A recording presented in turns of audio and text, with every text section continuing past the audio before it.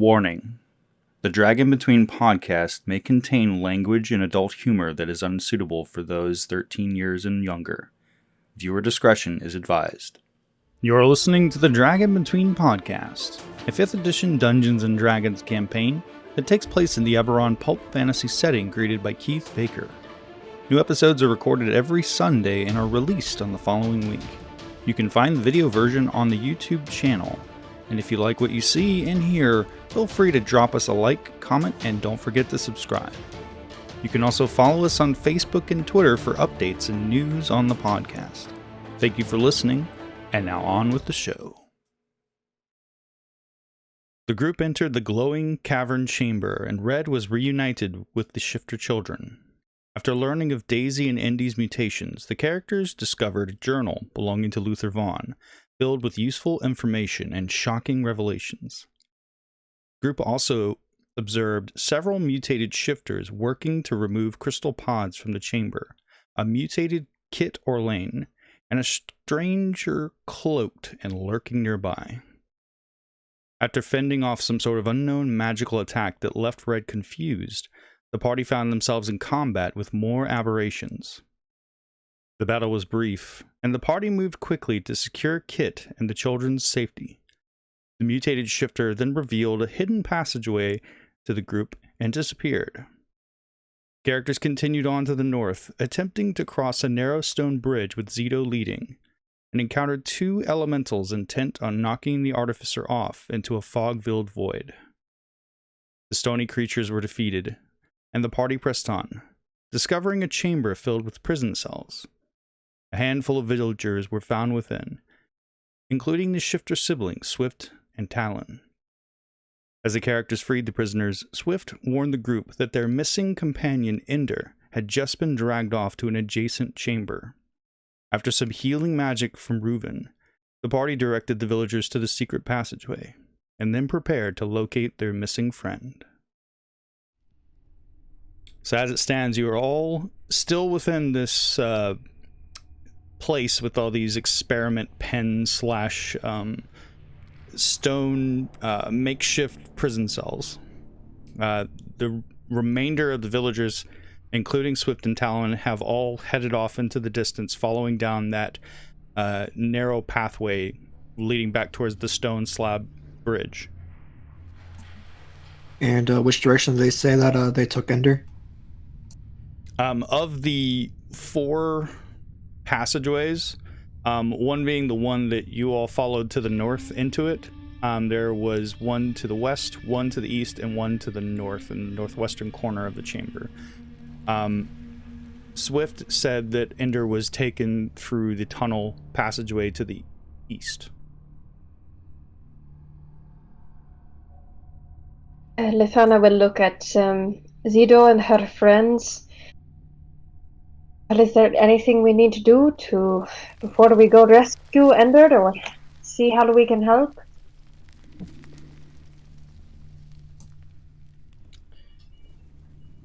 I think we did all we can for the citizens of this town. We need to go get Ender.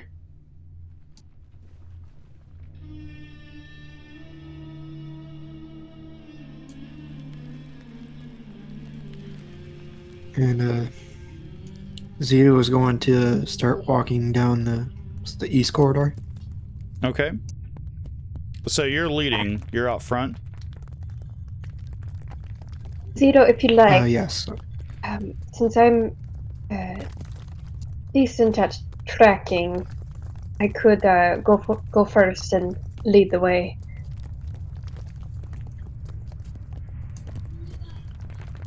All right. Then Zito will let Lithana be in front then. Okay.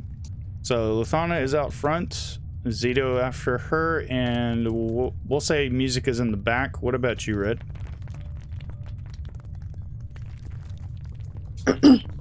Sorry, it's going in and out. Can you say that again? They're determining their order before they head down the east tunnel. Lithana's out front, Zito following directly behind her. We haven't determined Reuven's place, but music is currently at the back. I'll go up behind Zito. Behind Zito? I'll go behind Red. Okay. All right then. Lathana, And I guess we'll have Kit behind Ruben then. Or Ruben. you want Kip behind Ruben? So between music and Ruben? Yes. Gotcha. Okay.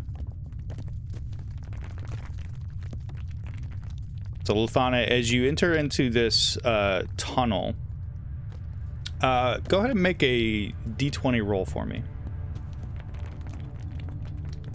Alright, as right when we're going through the passage, she will cast Pass Without a Trace as well. And rolling now. Okay.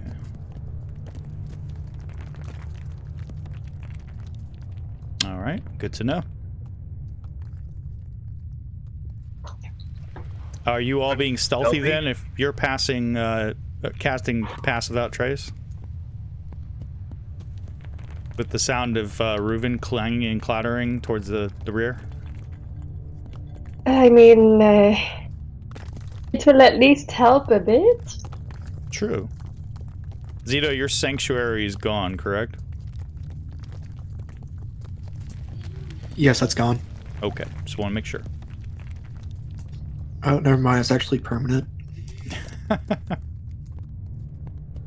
All right, so Reuven, as you, first off, Lathana, as you're going down the tunnel, you begin to head down to the tunnel after you cast the spell, Pass Without Trace. There's a bit of almost a muffled sound that seems to muffle all sound around you and behind you, immediately in your vicinity, and then the sound begins to come back. You're once again hearing the sound of the vibrations and the violent shaking within the tunnels.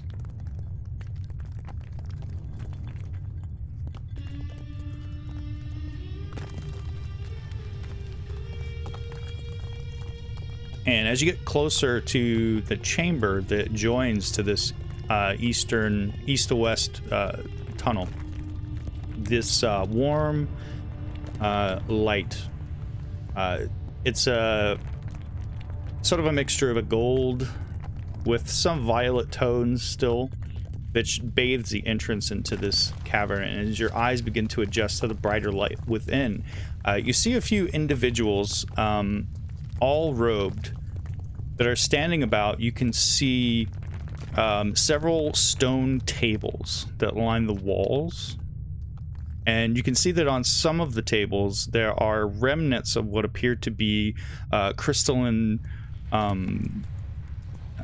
containers, thin, wide, round, some of them held within wooden boxes as if they're being packed away. And you can see a man with a long gray beard who is turned towards you, but doesn't seem to notice you at the moment. And he is speaking to another man who's also robed, but who's turned away from you. And he's not speaking in a hushed tone, but it's kind of difficult to hear him exactly from where you are positioned because of the current sound, this current bout of vibration from the tremors. And as they begin to subside, you hear a somewhat muffled clattering, just sort of a shifting of metal on metal from behind you a bit of a ways. And as you're waiting for a reaction from this individual within this chamber, it just continues to have his conversation. He's got a book in his hand he's looking at, and sort of absent-mindedly holding it in front of him as he's talking. And in the middle of the chamber, you can see steam rising from what appears to be a well. And there is just this heat shimmer that's coming off of it, and it's filling this chamber with steam, somewhat obscuring your vision, but not so much so that you can't see what's going on in the chamber.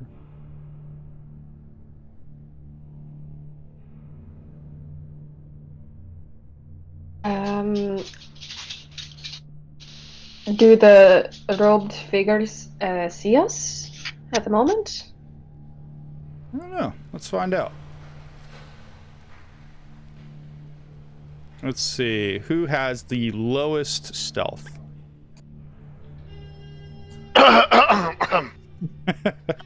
Not me. Let's see.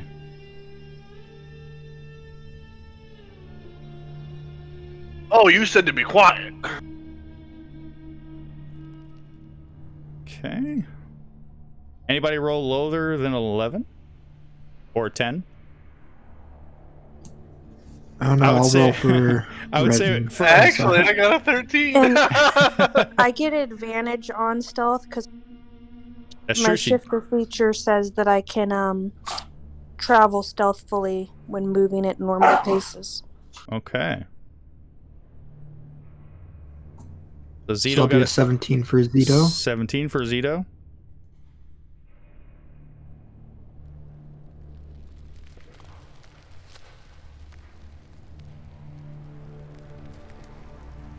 A 26 for Red. Nice. So from your position, Lufana, again, nobody else. Zito might be able to see into the chamber a bit, but you can see more than he can at the moment. They don't appear to be reacting to you, these individuals.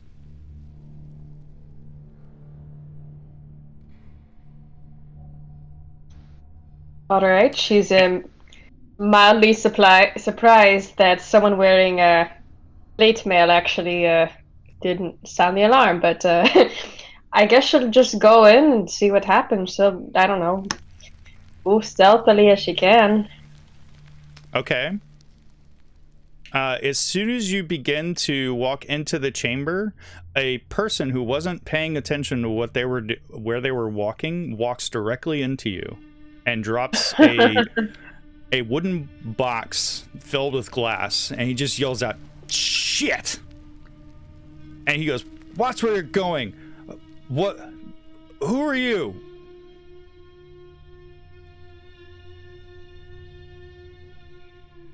And as soon as this man exclaims after bumping into you, across from the chamber, you can see, as you glance over, you can now see that the other individuals in the chamber are now looking at you as well.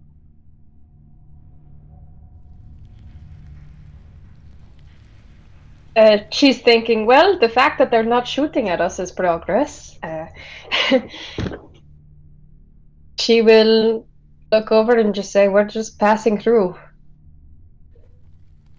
We're passing through, hey? What is the password? It's password. Did Password 123. You just said that out loud? Yes, she does. And she says it Yes, it's looking him password. straight in the eye. Okay. He starts pulling out something. It's about as long as his forearm. He starts pulling something out from his robe. He says, "That's not the password. Stop fooling. Who are you? Who are you with?" I changed the password since you left, since you got here. Yeah, you didn't know. I would know, I'm with hired ups. We have important and urgent business. Make a deception check with a disadvantage. I'm gonna give her my inspiration or You're gonna give her whatever it inspiration. is that will give her Okay, +4. That'll. Well, no, that would give her. You can give her a +4, or you can give her inspiration. Oh, it's whatever that was called. I gave her the +4. Okay, so she rolled a So 10. it's a 10. She rolled a 10. Okay. He looks to you and he says, "I don't believe you. Giannis, Hector, do you know this fool?" And from across the way, you can see now the robed, bearded individual. Now he just sort of snaps his book shut and then puts it into his robe. And he says, "I don't remember inviting anyone new down here. Please, come forward, stranger. Let me have a look at you." Are we close by? You're all single file behind her. Lithana will go up to them. Okay. So as you're getting closer into the chamber, he's standing across from you, about 15 feet away from you, across from you, where this bubbling, viscous slime is boiling and creating this acrid smell within the chamber. Do the rest of you follow into the chamber after you hear this exchange? I will follow. Okay. I will look at one of them and say, "You tell us the password." I demand it and put my hand on my sword. You don't have a sword. I've not seen you before. Who said you had We a are sword? heading to the ceremony. Shouldn't you be there as well? So as you're just going on, and this cloaked gentleman is looking at Lithana, and just quizzically, just one eyebrow raised, like Dwayne "The Rock" Johnson, and he's just standing there saying, "Well, who are you? Speak truthfully, I will know if you lie."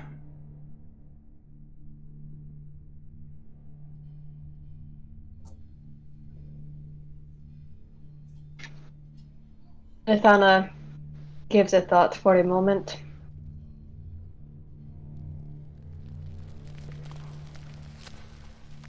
We are here to meet with Vaughn.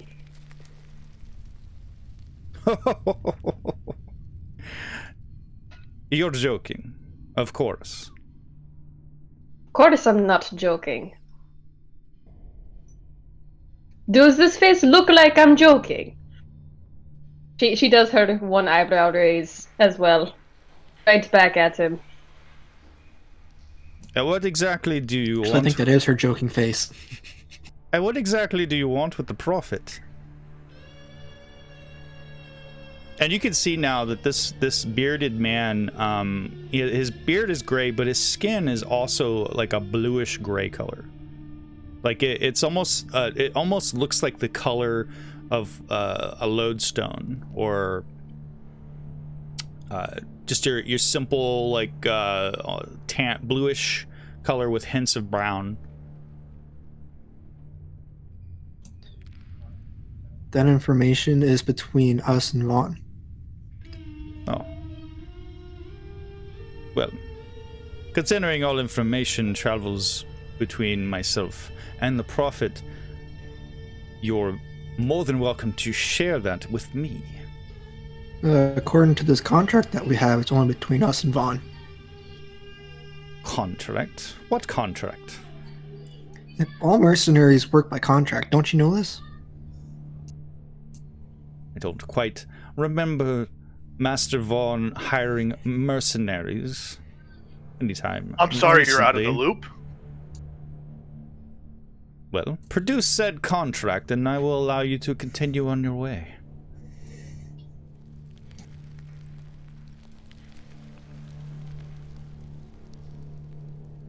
You have never heard of a blood bond before, have you?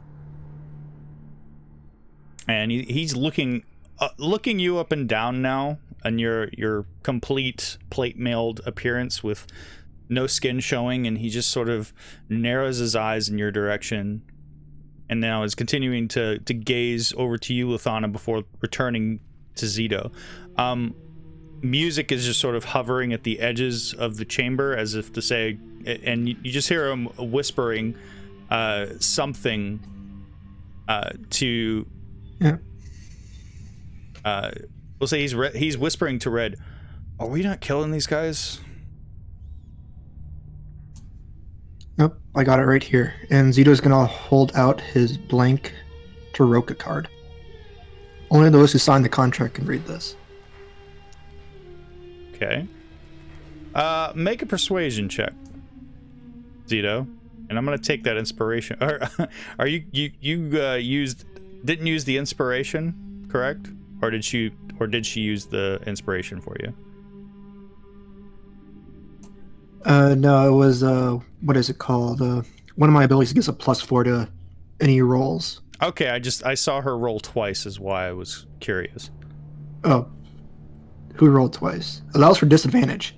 Okay. Yeah, it was my disadvantage. Gotcha. Okay, never mind then. Yeah, you can make a persuasion check.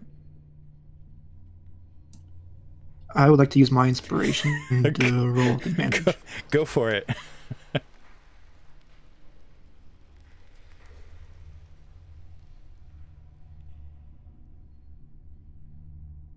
17. Hey. Hey. Okay. Your mercenaries. Of course, are you going to keep us waiting or what? Only for a moment. Hector, go see if the drones have finished. Need to make sure that we get everything loaded onto the platform before we depart this place. And hurry up about it. And this other robed individual nods his head, and then he and the individual who dashed into Lothana now are hurriedly heading towards a tunnel which heads off towards the southeast from this chamber. And this individual now looks at you and says, so, you're mercenaries, working for the Prophet. We just work for the coin. You work for a coin. Well, tell me, what if I were to sweeten the pot and hire you for something? Right this moment. Depends on how much you pay. Well, I don't know anything about you, so can't really offer very much. I can offer an induction into our organization, if that would be agreeable. As a second in command of the organization, I would be more than happy to consider you, take you on probationary, of course, after you prove yourselves.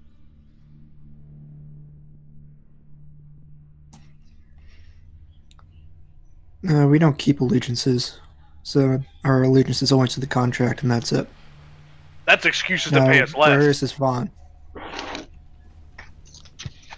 Well, Master Vaughn is, of course, attending to the node. Well, If you we wish need to to get this contract fulfilled. So if you can direct us to Vaughn now, that would be great. Certainly. And then perhaps after you're done, then we can talk about inducting you into and bringing you into the fold.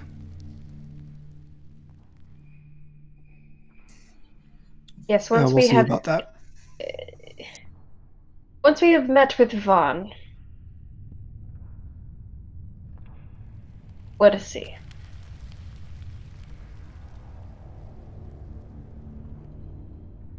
Okay. So as you're looking at him, he's looking at you, Zito, and he's been stroking his beard, and now he starts to twirl his fingers in his beard. And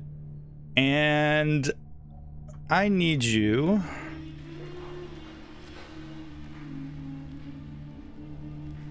he begins to speak, and when he does, I need you to make a wisdom saving throw.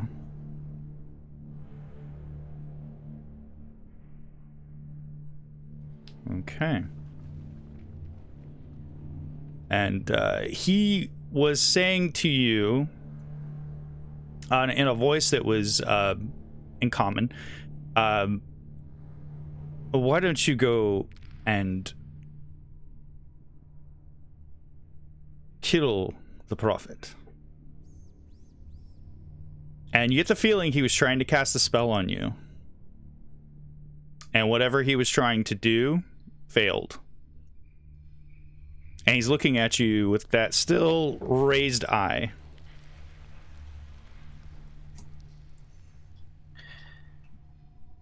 Zito will raise an eyebrow. At least what Kobold will have as an eyebrow. It says, "You want us to kill the Prophet?" And That'll be going against the contract. He looks to you, and his smile just sort of evaporates, and he just... Be gone with you, then. Go on. We will be.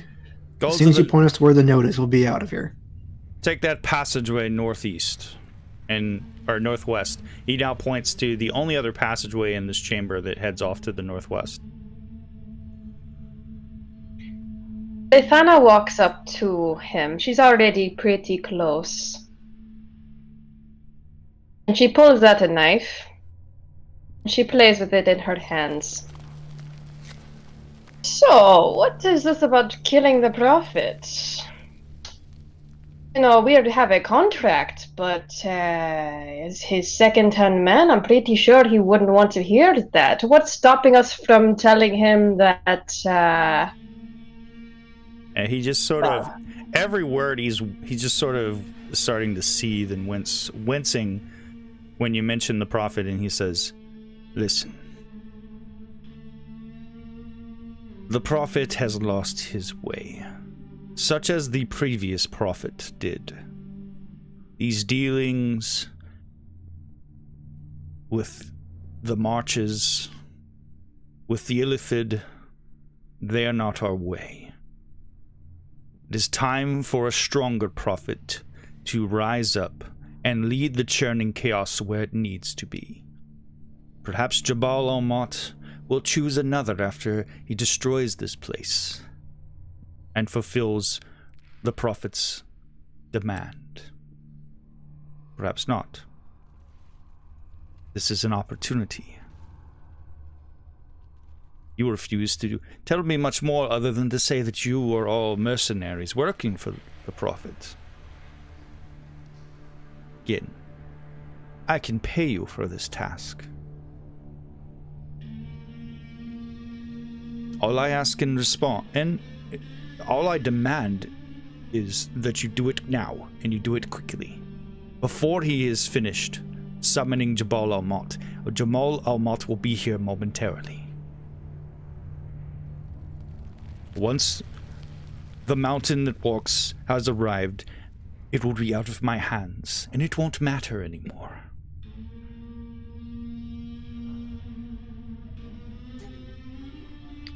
Well, Go against the contract. That's going to cost a lot of gold. How has much to can be you at offer? least. And I can promise you, as a second in command to this cult, that I can help you, can help all of you.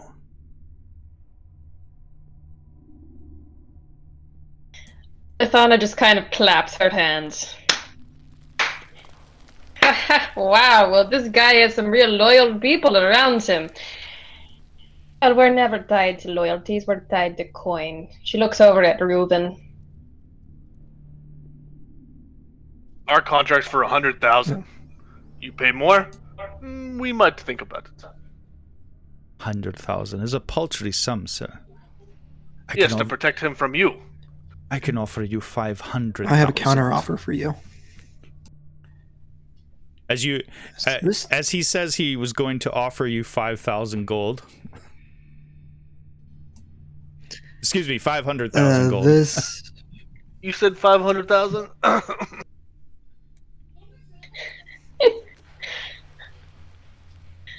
Izito, where's that contract? 500,000. And we don't need 500,000 gold. How about this? I can see some potential worth in this city that we're currently beneath. We kill this man for you. In return, you leave the city alone. You can do whatever chaos, cult, fanatic stuff elsewhere. But this city, this Hearthome, belongs to our guild.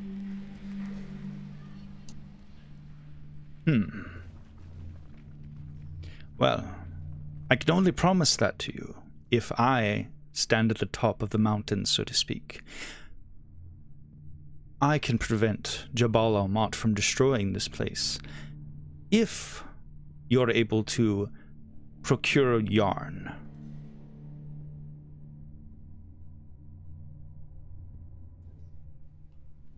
And You say yarn? Like the yarn. string? No. And he now takes the book out that Lithana watched him going through when he was talking to the other cultist. And he opens the book up, thumbs for a few pages, and he turns it around to you. And you can see now on this page drawings of 5 weapons.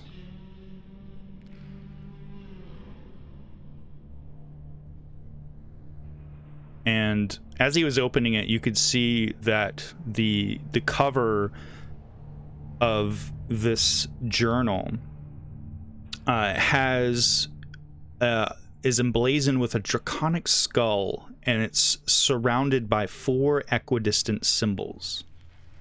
And as he's opening this book, he's now pointing to a drawing of what looks like a war pick. And he points to it and he says, "This is yarn. It is a symbol of the churning chaos, wielded by the prophet. Each of these sacred weapons," and he gestures to the other 4, "are keys. They can either summon or destroy elemental nodes or gateways to its associated plane of existence." And he begins pointing to the other weapons. "This is Verkfall." Shows an image of a flint dagger. "This is a symbol of the Sea of Fire, a sister organization. This is Drukna," and he shows now the image of a trident, which appears to be decorated with skulls along the upper part of the haft, and then what looks like a large jewel set just below the tines, and a silver in the description you see a stake that appears to have in common it just a little descriptive that says silver stake at the end of it. "Is the symbol of the Twilight Forest. And this," and he now gestures to a long spear which appears to have crystals set in it on its the polished filigreed surface of the head. "This is a symbol of the azure sky. Yarn is but one of 5. Yarn, Verkfall, Drukna, and of course, Vinsif. And of course, the symbol of the opener himself, Sulavas, the Soul Blade. Unfortunately, has been lost for a long time now." And the blade the drawing of the blade that he refers to as Solovas, it's a long sword, and you can see it has a gemstone set in the pommel, and the guard on this sword has a jagged appearance, almost looks like a jagged maw. This finger guard, and it looks very, very familiar to most of you. Music, unfortunately, in Red would not remember, nor would Reuven be familiar with this. But Lithana and Zito, you seem to remember a vampire stealing a sword that looked very similar to this image. A sword that you all retrieved and returned to the Citadel.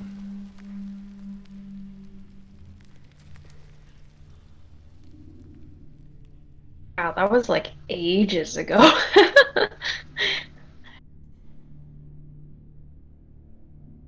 I need yarn in order to send Jabal al-Mat back to Kithri and safely close the node.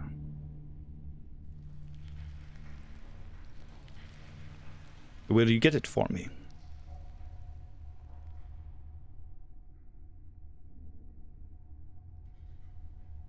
If you uphold our deal, then yes. If you defeat and destroy Zito will Vaughn. hold out. Oh, go ahead. No, he's just saying if he's just looking at you. You're holding out his hand, or your hand. While No. while Zito's gonna Zito- hand him the blank card so he can sign it. Sign the card, Okay. and a contract will be formed. I'm sorry. You were saying, Red? while Zito's talking to them, she would whisper to Azarej what he senses about these individuals. I can't remember the exact wording of the feature. Oh, you were curious about what kind of Alignment, I think maybe. Yeah. Azure Edge whispers to you in your mind that this individual is evil, but of a neutral variety, which is why he appears to be, at least for now, willing to make a deal with you. Okay. Where Is I that- come from. Azure Edge is also freaking the fuck out right now.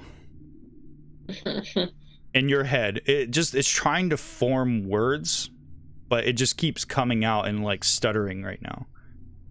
But it doesn't. You're not getting a sense it's coming from this person. It's just something nearby, something truly tremendously evil nearby is freaking it out.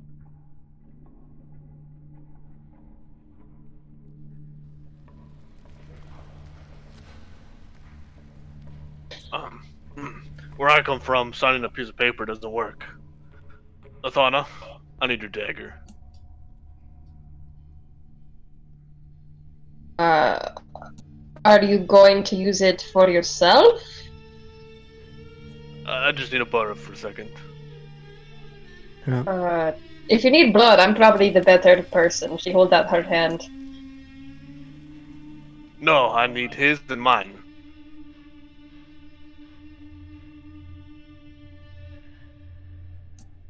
We don't have time to make a blood pact, Reuben. It will take a second. You trust this man to keep his word? He signed the card. He signed the contract. Doesn't matter. He's evil. All evil people don't follow contracts unless they're forced by my god, or he will die instantly. We don't have time for this, Reuben. Let's go. Lithana gives Giannis- him her dagger. Giannis says, calls out, "He is right. Your kobold friend is very right indeed. Jabal Omot will be here very soon." Yes. I don't believe you will follow the contract. I want to roll Okay, inside so on this we need fool. to hurry. Roll an insight Whether check. they lie or not, Reuven, there's something of great evil nearby, worse than them. Okay. With a 21, you get a sense that he is not lying to you. However, you get a sense that he is concealing something. You're not exactly sure what, but he's not lying to you. He He's just concealing seems to. information. Again, you could just blurt that out. He's concealing information, but I mean, if that's what you want to do. Yes, I'll tell him right in front of his face. I don't trust this man. He's concealing information. You can believe that he will leave your village alone, because I don't honestly care about your village, but he isn't telling the full truth. What are you doing, Music? I'm watching everybody try to figure this out and just grinning to myself happily, humming a tune. Okay. Oh, And I don't have time for this. Reuben, we stay behind and question him, or we can go kill Vox, because that's what I'm going to do. So Giannis snaps the book shut, and he says, "We don't have time for this. Indeed, I agree with you, my friend." And he now hands you this book, Zito, which I will put into your inventory. If you decide to join our organization, here's a primer.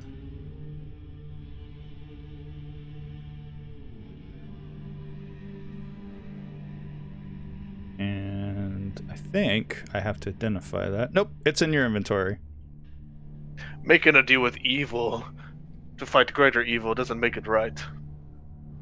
You are blinded, my friend.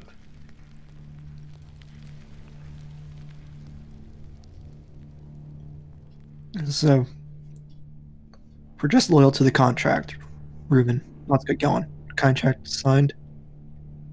He We're signed it. going. And where are we supposed to find this yarn? The Prophet has yarn. The Prophet is using yarn to summon Jabal al-Mat through the node.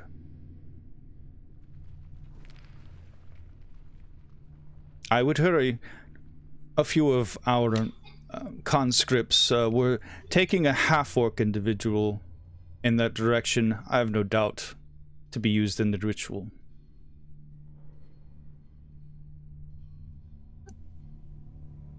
All right, It's let's this keep going. way. She points southeast. Mm-hmm. He's gesturing to the northwest. Away from where the other two individuals went. I see. She looks at the group and says, "Well, I'm off. I'll lead." And she'll actually take off running. You're taking off running? Okay. She'll run, make sure everyone's following, and she'll start. We got to hurry. Zeta will follow Lithana. Okay. So you're going after her in terms of the current order? Yes. Okay. And I guess Kip will be behind him. We'll be behind you. Okay. Before I leave, I'll turn to him and I look at him. If you don't honor the contract, I will find you, and I will kill you.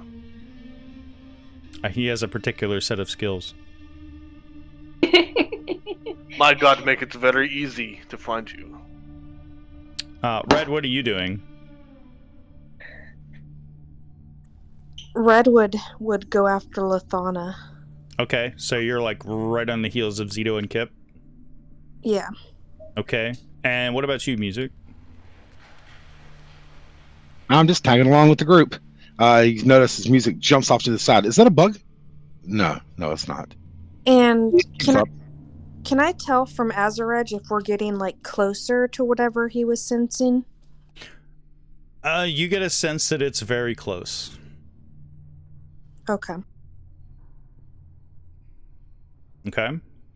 So it's, let's see, Lithana, then Zito, and Kip, then Red, then Music, and Reuven, you're last?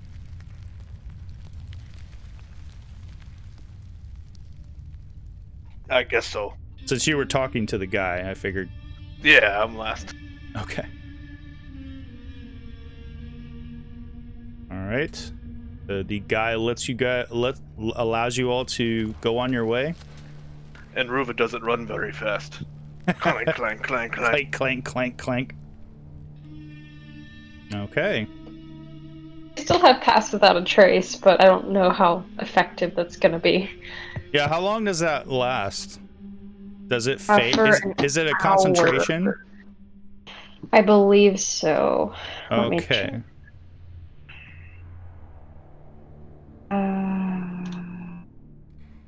Yes, for up to an hour. Okay. Okay. So Lithana, you said you were bolting, right?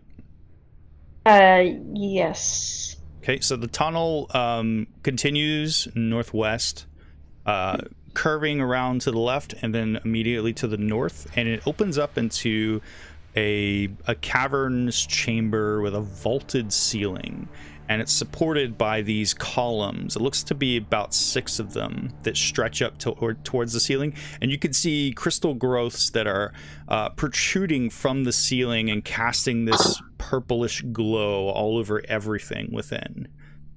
And you can see that there is a tunnel that immediately turning to the east, closest to where you are. It seems to be descending down, and there's this loud constant noise of stone grinding on stone. The sound of the tremors is deafening within this chamber. And you can see something as you turn and look around and gauge this new place that you're in. You can see some humanoids off to the west. They're like cowering against the wall. What would you like to do? Oh, sorry, I didn't realize muted. So, from where we are to the east is where the noise is coming from. Immediately to the north, like one of the columns that rests a few feet away from the cavern wall, immediately to the north, the cavern opens up into a tunnel that seems to be descending down to the east. And then looking to the west, within the rest of this this cavern chamber, you can see against the wall, off to the west, is a couple of humanoids, and they're cowering against the wall. She will approach the humanoids. Does she see Ender among them, or other shifters? Well, as you get closer to them, you can see that they are dressed in rags. They are turned away from you, though. You don't see their faces.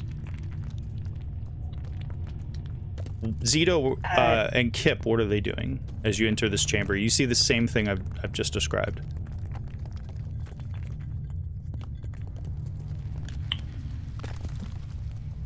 Is it just those 6 people in the chambers? There were 6 columns in the chamber. There is a handful of individuals, looks like 3 of them, that are cowering against the western wall of this chamber.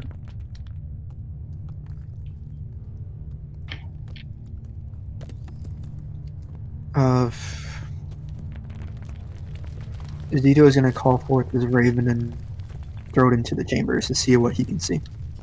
Okay. All right, as you're doing that, let's see. Red, you enter into the chamber, and as soon as you enter into the chamber, you see everything that your companions are seeing, and Azure Edge says, "Look out."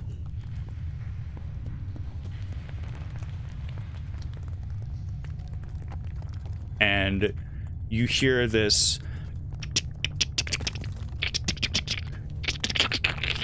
and as you start to look up, you see a chitinous centipede-like aberration. Looks very familiar. It has killed you twice now. And it crawls down the column and rears up, its central eye glowing. I need all of you to roll initiative. Bruh.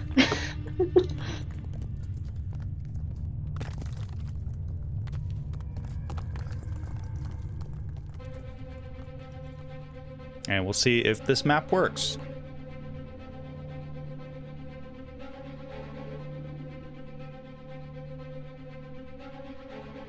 Ooh, it looks like it might actually work.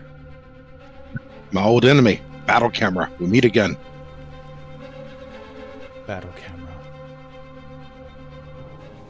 Reuben, it is your turn. So looking into the chamber, this entire chamber is filled with like this purplish glow. And you can see now a giant bug of some sort has descended down from the ceiling on this column. And it looks like it's rearing up, getting ready to attack Red. I will activate my channel of divinity. Okay.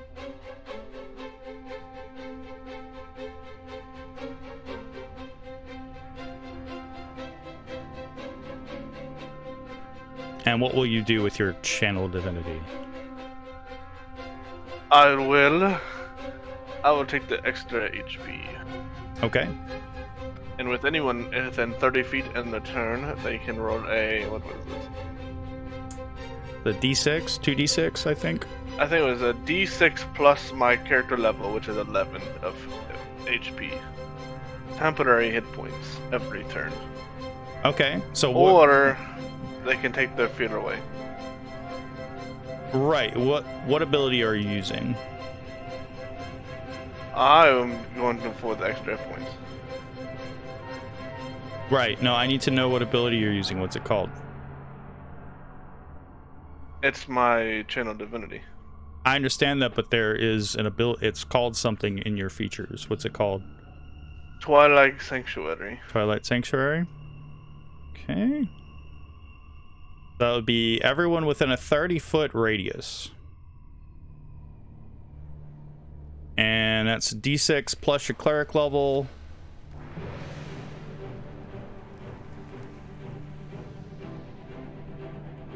So let's see. It moves with you. It lasts for a minute until you're incapacitated or die. Whenever a creature, including you, ends its turn in the sphere, you get to grant that creature one of the benefits. So they'll be getting a D6 plus your level temporary hit points each turn. But it's not going to stack. The temporary hit points, they'll just get those temporary hit points. If they go away, they'll get them back. If they remain in your space. Yes. Okay.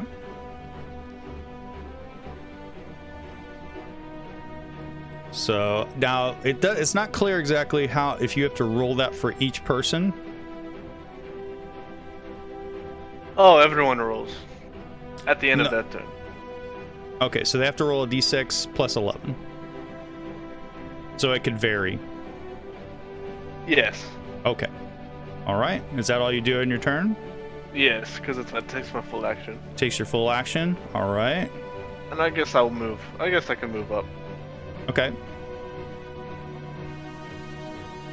Yeah, you got space. As long as you don't end on a friendly, you can move up.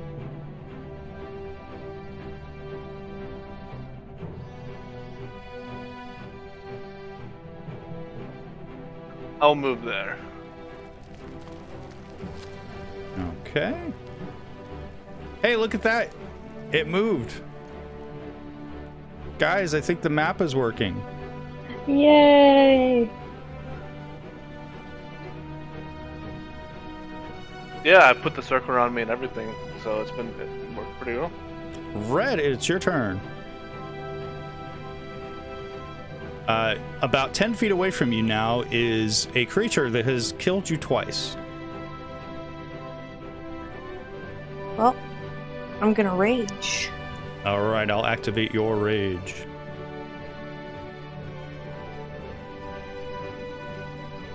And I will rush up towards the worm Okay. and swing Azure Edge recklessly. Recklessly. All right. You should be able to target it.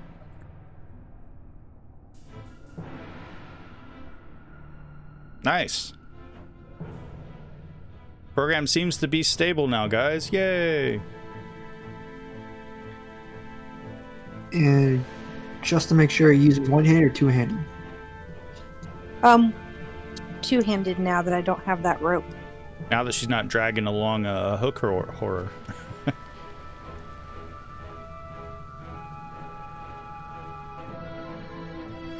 And Lothana, you'll be up after Make a this. quick-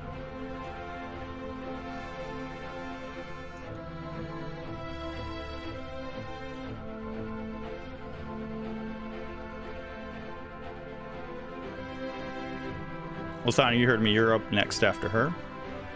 Yes. Okay. And I'll share a picture with you as you got closer to them, what those individuals look like.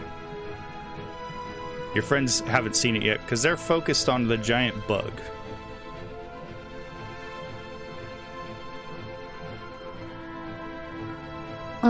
Did the first one hit? I haven't seen him roll anything yet. I had to change it to a D10 because it had a D8.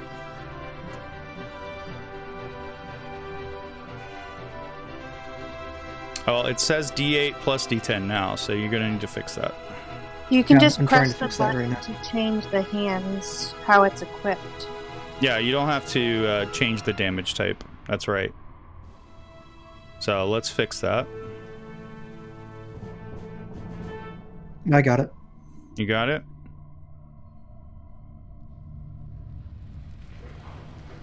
Now, yeah, you got to fix it back because it's not set up correctly now. So hold on, before you roll any damage, let me fix that.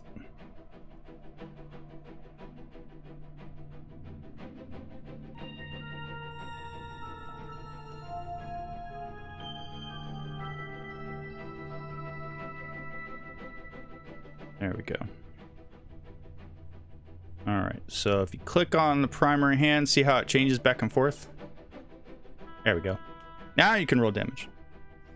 So that's a 23 as you rush forth to the creature, slashing into it, dealing 18 slashing magical damage to this creature. It appears to be now making this strange howling noise. And Red will recklessly attack a second time. Okay. Reckless. That is a 29. It most definitely hits. That's 12 more slashing magical damage to the creature. And that's it. That's it. Lithana.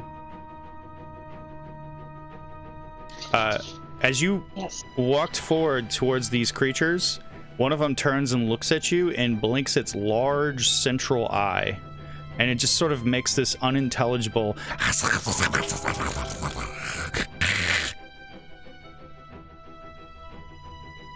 And it looks like that.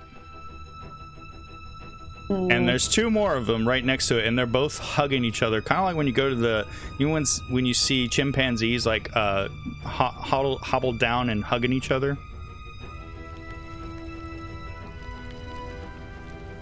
Do they look like they're hurt, or I mean, just a quick glance? Are they attacking her? Oh no, all three of them look like this. And they're looking at you, just, you get a sense like there's a wave of fear coming off of them. Like they're afraid. Gotcha. Like the eyes are just blinking furiously. Their toothy maws are chattering and chittering away. She will immediately run behind this column, and she will put her finger to her mouth, like... Okay. Keep in mind, being immediately behind that column, that's 100% cover from anything. So you can't fire from behind it. Just keep that in mind. There you go. You will peek out like that. Peeking out.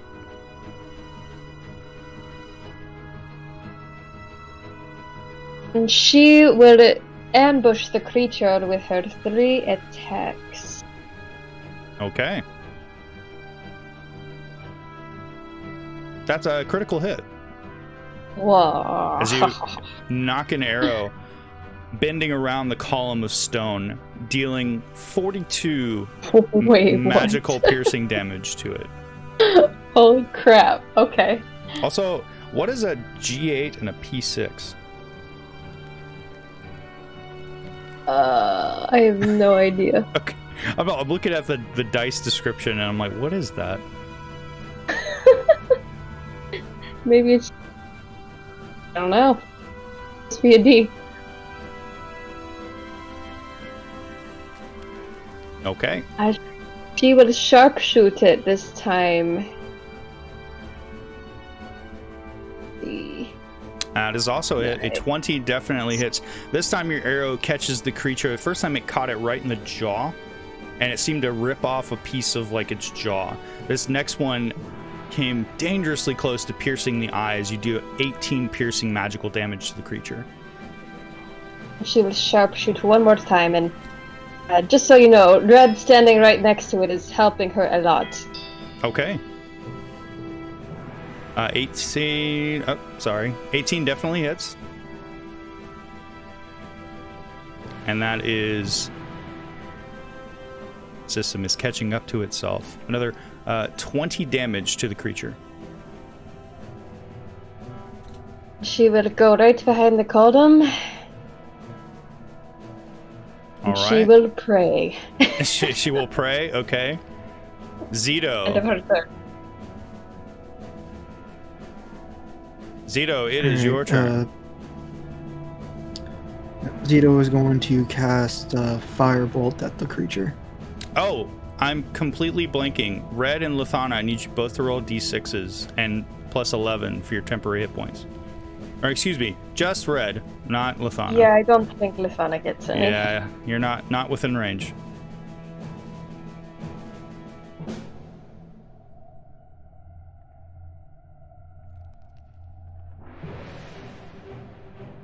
Hey, Firebolt, that is a hit. That's 12 fire damage to the creature. Alright, and as my bonus action, I'm going to order Kip to attack. Okay, And that'll be it. that'll be it. Okay. Do you want to roll that d6 for Red? Oh, sure. All right, that's 12 temporary hit points to Red.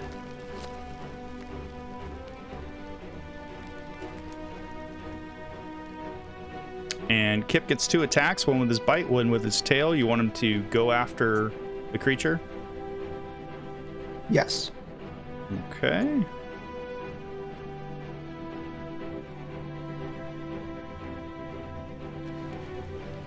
He will attempt to bite into the creature with his metallic jaws.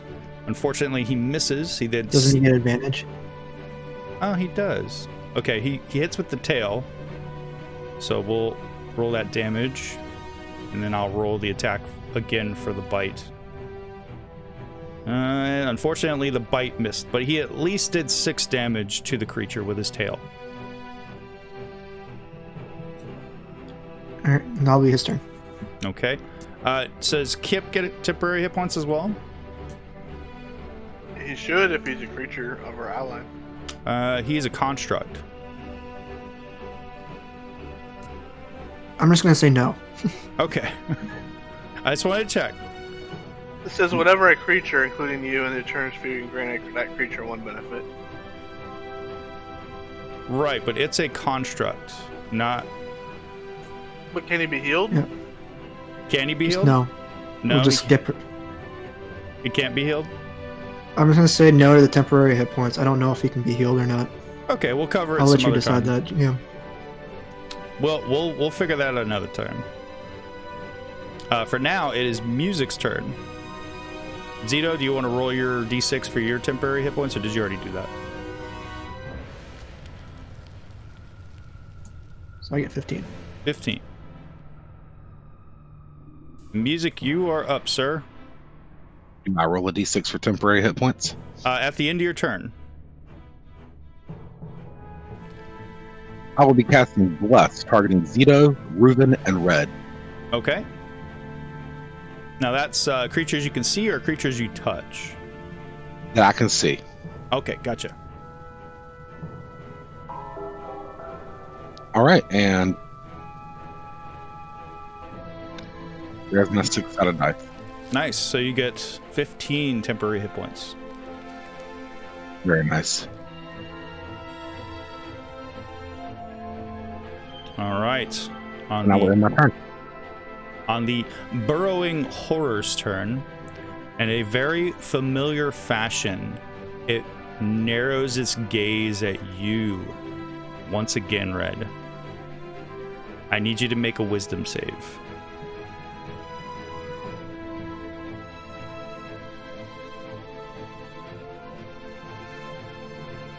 It is not a fear effect.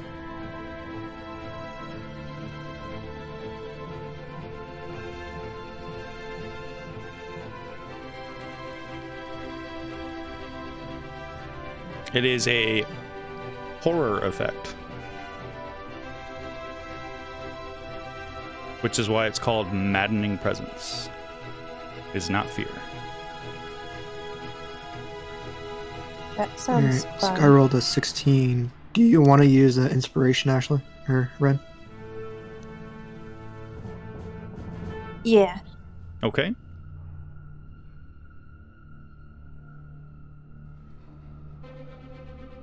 Oh. Wait a minute.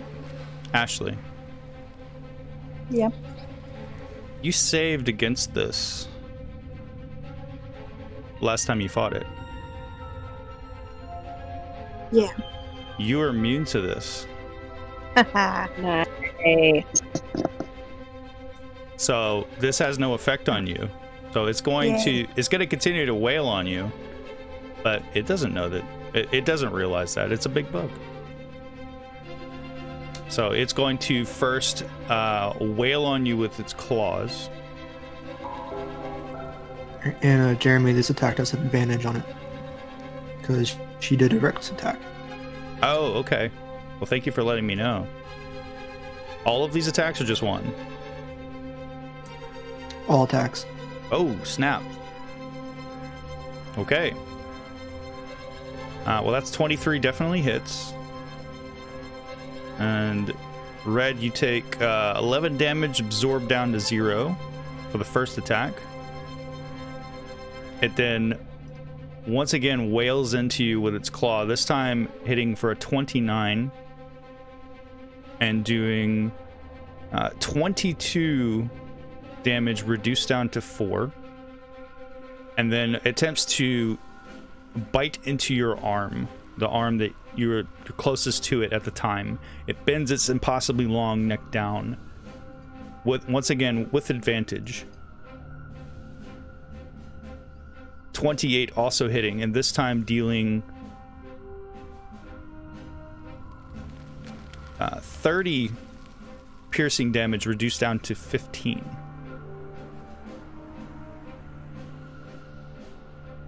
And it is going to burrow into the ground. It begins digging a hole in the ground beneath it. You'll get an opportunity to attack against it, Red.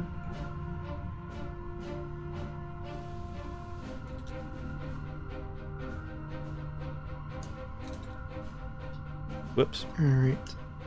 And does she get advantage on this attack? I don't remember.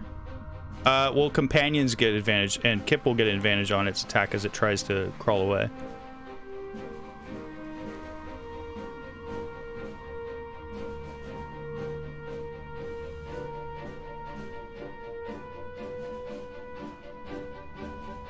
So it's... I think you're trying to target yourself. That's a 18 as you hit the creature. And Red, how would you like to kill this creature? I want to just lob its head off. Okay. As this creature was rearing up and then bending itself downward, impossibly so, you just swipe across like a haymaker and lop its head off the edge of your axe as your edge, cutting through its amber glowing eye. The eye winks out. It's spurting all over as the creature rears back, hitting the column behind it, and it slumps over dead. And you are all out of combat.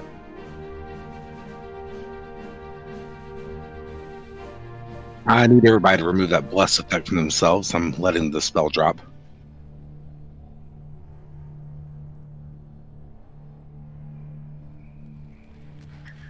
Everyone's looking over at Lithana. You see her to put her fist up in the air and just start like, yes! Yes! By the way, that thing had literally 2 hit points left before you took that swing, Red. Ha ha ha. Well, no, it was more like 7 hit points. Yeah, no, it had 7 hit points left. This one believes that is called karma. Sounds like more I magic. just hope it does not come back from the dead like we did. All right, so Reuben, are you continuing to let your thing go on? You said it lasts for an hour? It lasts for a minute. Okay, so it'll eventually fade. Do the temporary hit points fade with it? I think they carry on because it says that effect ends, but if you have temporary hit points, but when it ends, does your temporary hit points carry on, correct? I would think so. I don't think that they just go away. So everyone within Okay, so What, I a would 30-foot say, radius is one chance to roll. yeah, everyone has a chance to roll. If everyone wants to like castle up around you, you yell out to them, "Hey, come over here." Then they all get to roll. We'll say you guys can all roll a d6 again to gain however many plus 11 temporary hit points again. And these temporary hit points this time, they replace the temporary hit points that you already have if you choose to do so. If it's a lower amount of what you already have, then you don't have to accept it. Yeah, they don't stack. I'll keep what I got. You keep what you got? Okay. I thi- Lithana will go. Sorry, go ahead. I was gonna say, I figured he would.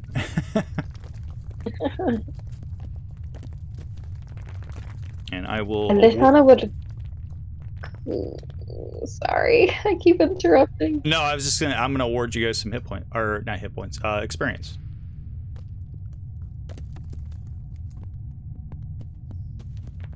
You each receive 2,600 experience points for Lithana that will encounter. motion the scare the.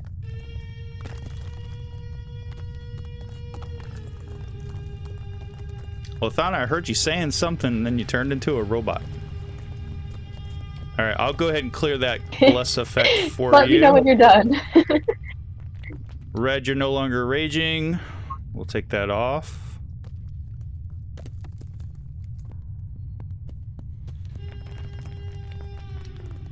I think everyone...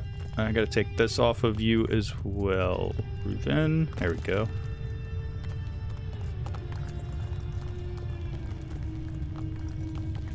I will walk up to Red and say, "You are a mighty warrior," and touch her on the shoulder and cast Cure Wounds. Okay.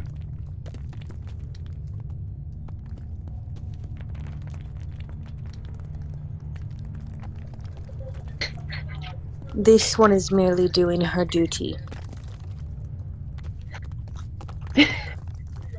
And that thing had it coming.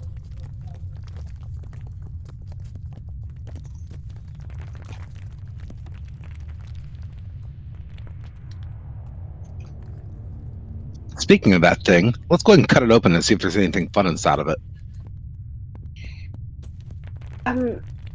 Music. I think we're I in a don't think bit we of a have time. hurry. If we survive, it'll still be there when we get back. Music. As you say that, Zito, there is the sound of a voice echoing from the tunnel to the east, filling this chamber. It's hard to make out what is being said, though. Since you're closest at the moment, Zito, would you like to roll a perception check to see if you can understand what's being said?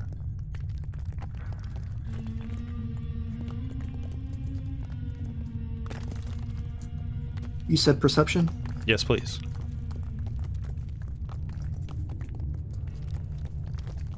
Okay. It's hard to... it's really hard to make it out. It sounds something like,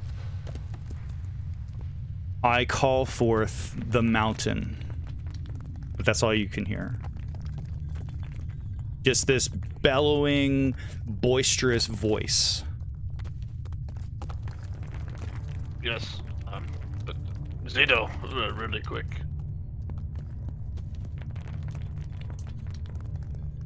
What is it, Reuben?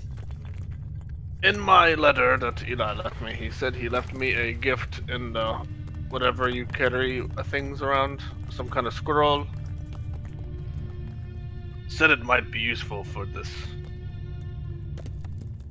Okay, what are the rest of you doing while Reuven is stopping Zito? Zito is heading towards this eastern tunnel that slopes downward off to the east. I thought I would follow. She motioned to the fugitives. Stay hidden.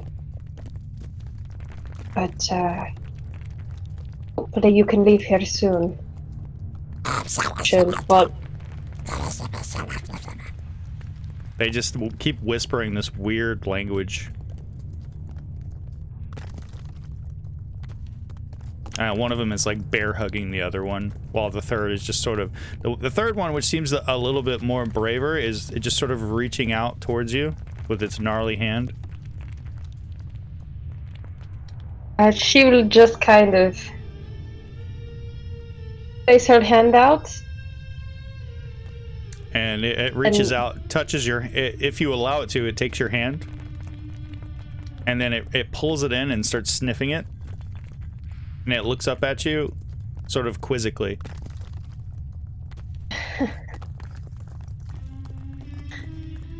She will just wave and she'll follow after Zido. Okay. Music, what are you doing?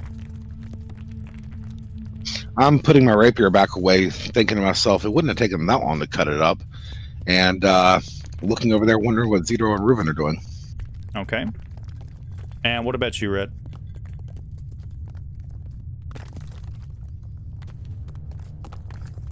What? I was just asking what everyone was doing while Reuven was getting ready to start a dialogue with Zito as he was heading towards that tunnel. I'm gonna take a little trophy off of the thing, maybe some of its little scales, and then I'll follow after them. Okay. All right, gentlemen, the floor is yours. Zito, you've just heard this bellowing voice coming, echoing and vibrating through the tunnel as Reuven stops you for a moment.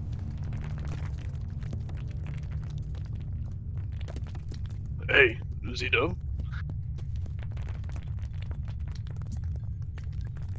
And what is it, Reuben? One of Eli's parting, I guess, letter in the letter he sent me, he said he had a gift for me. Some kind of scroll.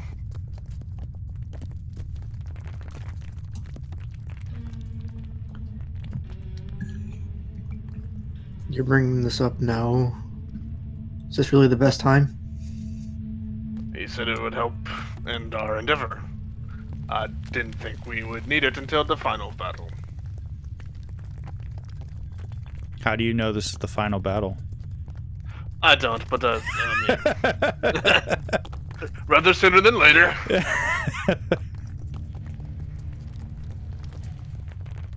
I'm trying to find the portable hole in my inventory. I can't seem to find it right now.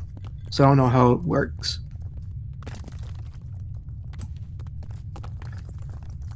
But if I can't reach in the portable hole and pull it out without going through the literal dragon's horde that we have in there, I can't get it for you right now, Reuven. Well, suit yourself. Yeah, I don't see it in your inventory. Are you sure it's not in the party loot? It's in the party loot. Is it? So we can assume that you had it in your bag since it was in the party loot. Yeah. I thought I put it in there. I don't know what happened to it. I don't even see it anymore. Are you sure you put it in the party loot?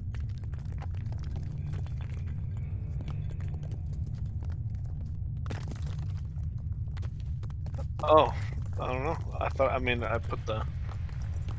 all the treasure in the party loot. Okay. Well, what was the portable item? What was the item? We'll figure the portable hole out later. Scroll of Holy Aura. Okay, let me look at what exactly the portable hole entails. Let's see, and I'll just drop one into your. Use an action to unfold the hole and place it onto a solid surface, 10 feet deep. So I'll put that in your inventory, Zito.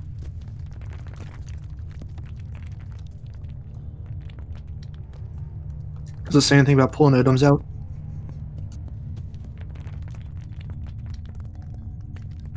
What's that? Oh gosh, Did it say anything about pulling items out?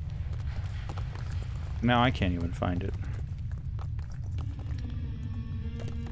Also, you'll have to have someone identify that rifle before you can use it.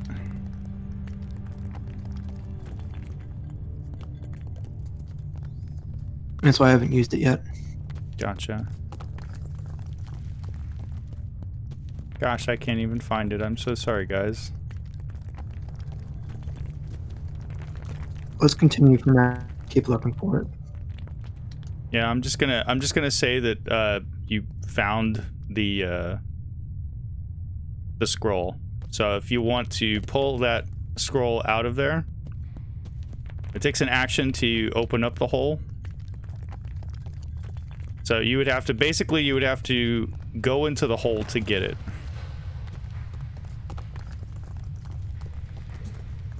Yeah, I don't think I have enough time for that.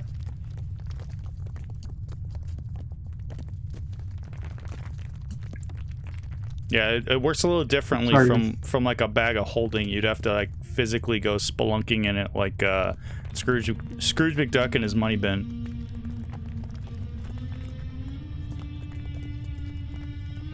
Yeah, we don't have the time for that.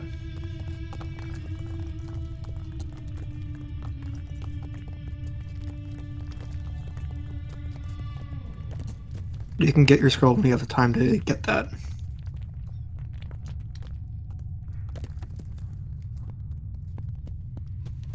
Alright, suit yourself.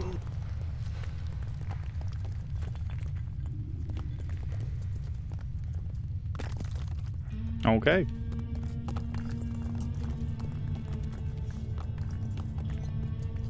Alright. Zito's gonna continue down the passageway.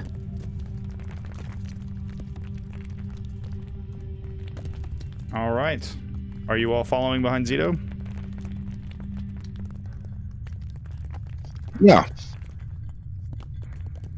All right. So let's Zito. Zito's at the front now. Who's behind Zito?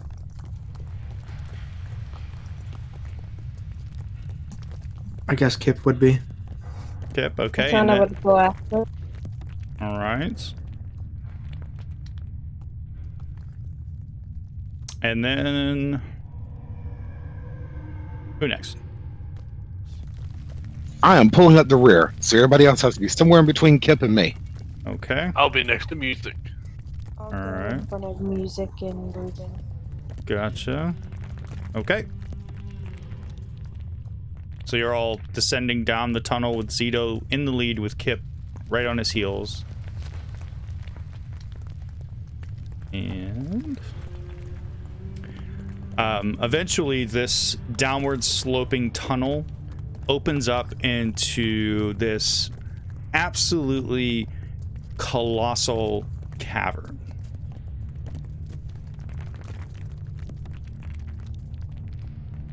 And it is a landscape filled with soaring stone buttresses, twisting columns, and gargantuan shards of glowing crystal. And you can see a long path of steps that is cut into this uneven floor. It winds its way between these stone pillars to the cavern's core. And you can see that the steps climb up to the base of this stone monolith, which is currently changing its shape, filling this cavern with this thunderous grinding noise, and the vibration in your feet and your legs is numbing. And beyond that, you can see that the cavern walls are riddled with holes, like almost like Swiss cheese in places. And you can see like things spilling out of the holes and then going to other holes towards the rear of this cavern. It's hard to make out exactly what they are. If you look over towards the southeast of the chamber, you can see off in the distance at the rear of the cavern a single disconnected lightning rail car that is sitting at the mouth of this rough-hewn tunnel. And you can see off in the distance a soft glow, this blue glow that illuminates the underneath the undercarriage of the cart. And you can also see individuals standing at attention at various intervals from this winding pathway to this monolith in the distance. You can see several individuals wearing armor and a few wearing cloaks, all standing with their arms raised up at the base of this monolith. And you can see an individual who is prostrate on his knees, wearing scraps of the familiar armor that he wears. Constantly you've seen him wear the same splint armor since you've traveled with him, Zito. And as you look, and this individual, one of the individuals that's cloaked with their back to you, is calling out, saying, "With this key, we call forth the Mountain of Doom, the great and terrible Jabal Omat." And as soon as this individual finishes this, you all see a massive hand made of stone reach out of the twisting monolith.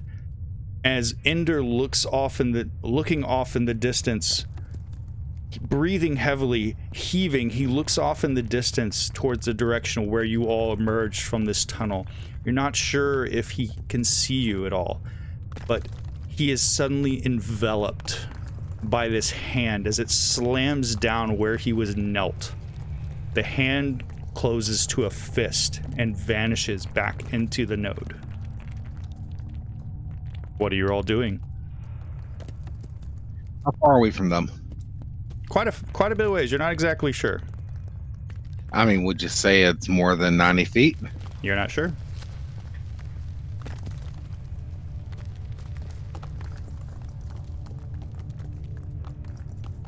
Basically, I'm asking you all what you're doing before I make you roll initiative. So this is your one free action before you have to roll initiative. Casting confusion on the lot of them. Hold on a second. Fantasy Grounds is catching back up with us. With my awesome confusion spell. Actually, pulling up the rear of the group, can I even see them well enough to do that? Nope. I am hiding. Yeah, pull it for the rear. I was going to say, who are you casting confusion on? Anything that isn't us. But you know what? Considering you do see some you do see from where you are, all you can really see is the back of your friends and this the where the twisting tunnel is opening up. This is more for like the first few of your companions they enter into the chamber. Oh, well, I don't do anything yet then. Okay. I mean, Lithana would find a place. Okay, everybody's talking over each other, so let's go one at a time. Lithana, what are you doing? She will walk in and find a place to hide and get a good angle. Okay, so you're walking into the chamber and you're trying to hide. Gotcha. Music, what are you doing? You're at the rear of your companions. I see them trying to hide, and I hide as well. I ain't stupid. Well, you don't see Lithana. That's a good sign. If Lithana disappears, I should have disappeared too. Well, that's what I was saying. That's why I'm asking you guys one at a time here to figure out what you're all doing. You wouldn't, unless you discussed a strategy before entering this cavern, you wouldn't necessarily be able to like follow suit. Well, I'll go back to me then, since I don't know what's going on up there and everybody's kind of confused. I'm just standing there going, "Hey guys, what's going on?" Yeah, basically, Zito has just entered the mouth of this thing. Realistically, Zito and Lithana and maybe Red would have seen what happened at this monolith at the far end of this cavern. Gotcha. Red, what are you doing? You just saw Ender gets grabbed by a giant hand and pulled into some weird tumbling mass of stone and liquid. Red would start heading deeper into the chamber towards the monolith. Okay. So you're charging past Zito and Kip. Is anyone there? Hey, I can hear you now. Ryan, can you hear us? I think something's wrong with his Discord, guys. Maybe he has a bad connection. Maybe. Everybody can hear but him, apparently. I wonder if he heard anything I said. That would suck.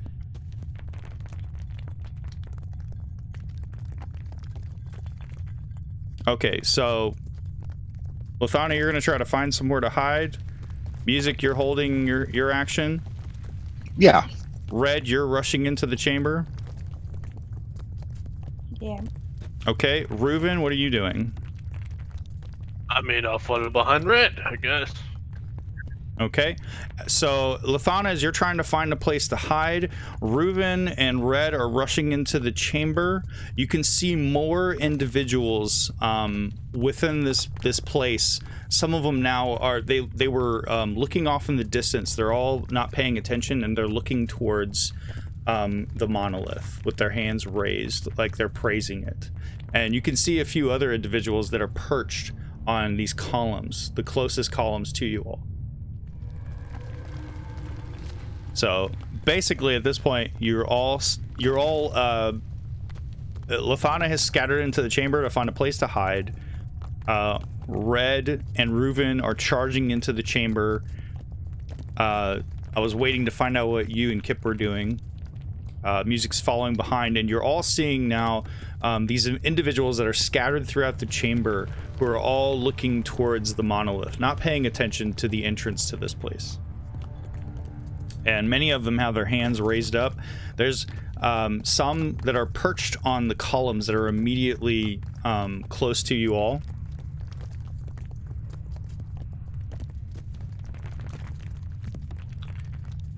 Alright, have we been spotted yet? Well, this is where I'm gonna, we're, depending on what you guys are going to do, we'll transition from there. Alright, well, Zito wouldn't attack just yet, but he'll be getting ready to. Okay. So I guess he'll pull out a yeah, this his is wand now. essentially you guys, this is your surprise round. That's why I was asking all you guys, because they don't notice you yet. So you have a chance to do something. Like you Zito, you watched Ender get grabbed by some sort of Kong hand that came out of the the node and disappear.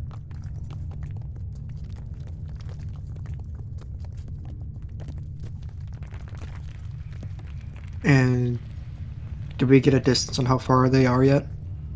Well, I'll tell you Negative. what. Let me share a map with you guys, and you guys place yourselves near the entrance. Let me put you guys on the map.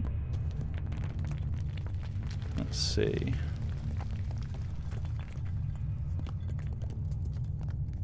Jeremy, are you saying we have a free action? No, this is a surprise round. So basically, you get your surprise round. That's why I was asking you guys what you're doing.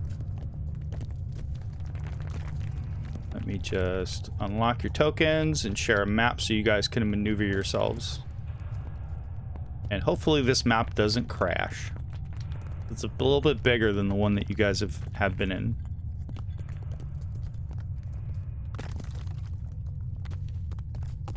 And what the hey, I'll put them on the map for you guys.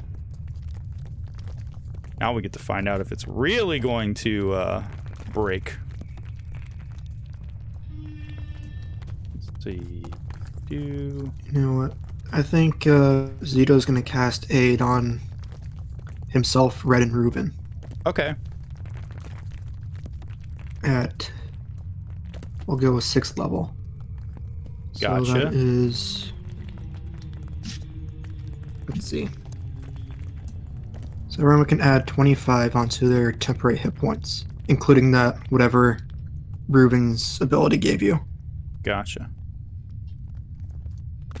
All right, so those things they ain't fooling nobody. Okay, so as you guys enter the chamber, you all see all these creatures that are looking towards off into the distance. Let me share a map for you. So yeah, if you guys want to position yourselves where you would have gone as you entered into the chamber.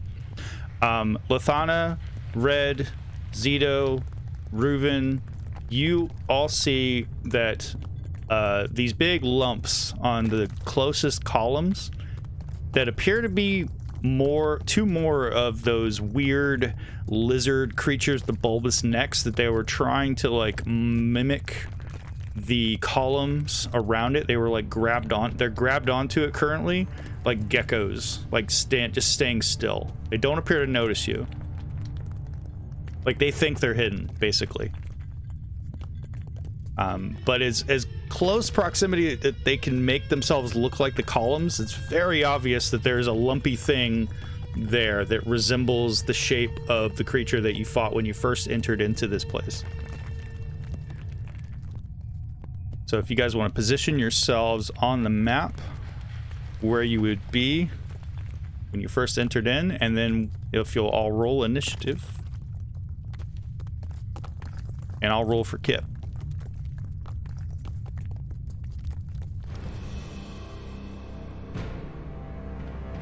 Alright, so Lathana, you're moving right there. You can roll stealth. You said you wanted to hide? So you're using your action to hide? She's just trying to get behind something. Okay. She knows... yeah. Yeah, none of these things seem to, like, hear you at the moment. So, you're not trying to hide. So the 20 stealth. Okay. So she's I would just like to say that for some reason, some of your rolls, yours and Red's, come up as G20s, not D20s. Yeah, I have no idea why. That's so weird. All right, well, it looks like you're moving. You're moving a little slower than normal, but you're still moving. Hey, it's not A lot faster than the last time, though. Yeah. All right.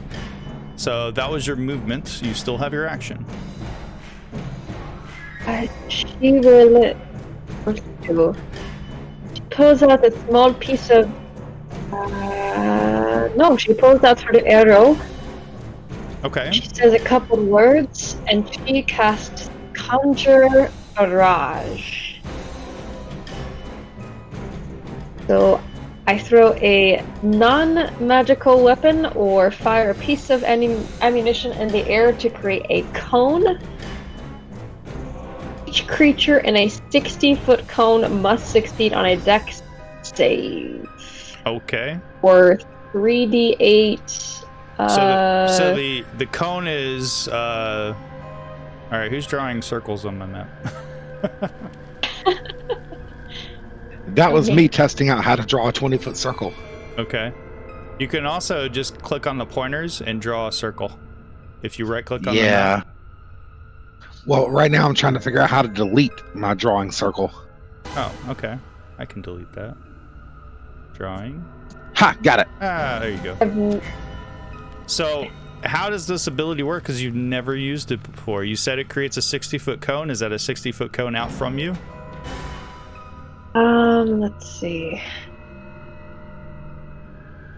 I am not sure. So, I throw it in the air. Okay. To create a cone of identical weapons that shoot forward and then disappear. So, I guess it's from wherever I throw it to, or shoot it at. So you shoot it at a spot, and wherever that spot hits, it creates a cone. Am I understanding that? Wherever it's thrown up in the air, yes. Yeah, I'm confused. I'm sorry. Let's take a look at this ability. Okay, so it's a 60-foot cone out from yourself. Okay, for myself. Gotcha. Yeah.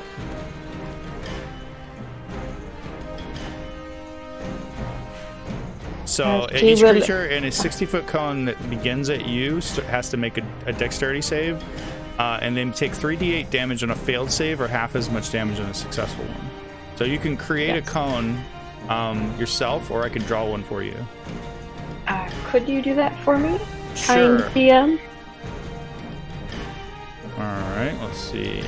That is 60 feet. Okay. Let's see.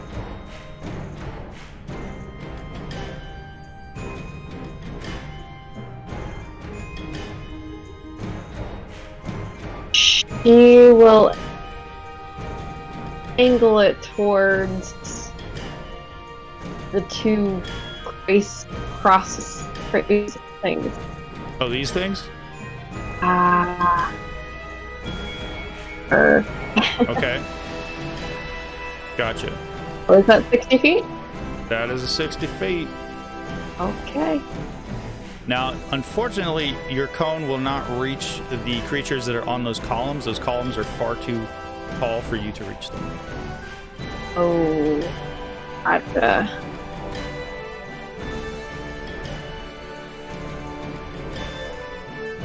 Okay. Seeing that, she angles it back towards the other people.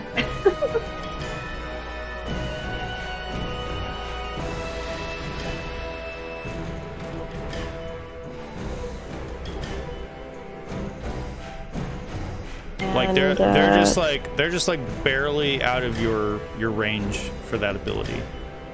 Not the Krasis, but the creatures that are up on the columns. Like the one that's immediately next to you, you wouldn't even be able to get it with your cone. Actually, no, I take it back. You'd be able to get the one that's on the column that's next to Venomous Krasis number 2.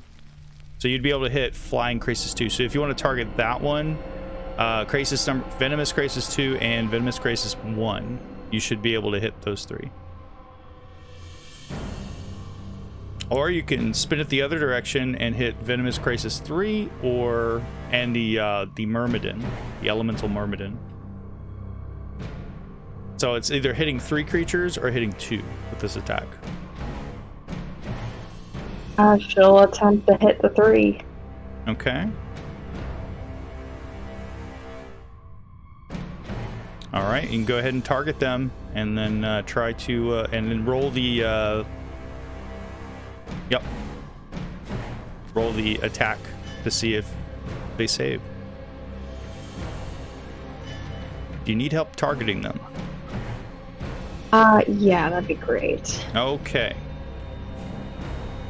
I can do that. They're all targeted. Now you can roll the attack. Now, notice under Conjure Barrage, there's a cast and there's an attack. Don't do cast. Cast doesn't do anything. Hit attack. Okay.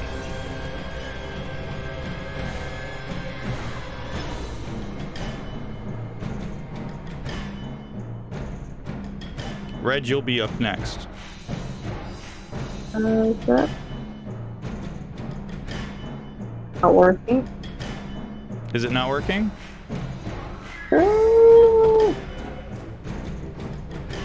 Maybe not. I clicked it like 4 times and nothing's happened yet. Never mind. I was wrong. Well, You have to hit the cast button. Oh. Nah, I got it for you. So that's a failure for all of them. So you can do the damage now. Boom. So that's 11 barrage damage to the creatures. Is just what do you summon? What kind of weapons do you summon? Just fancy bows and arrows. Okay, so a bunch of bows and arrows appear in the air and just start firing arrows, peppering these creatures.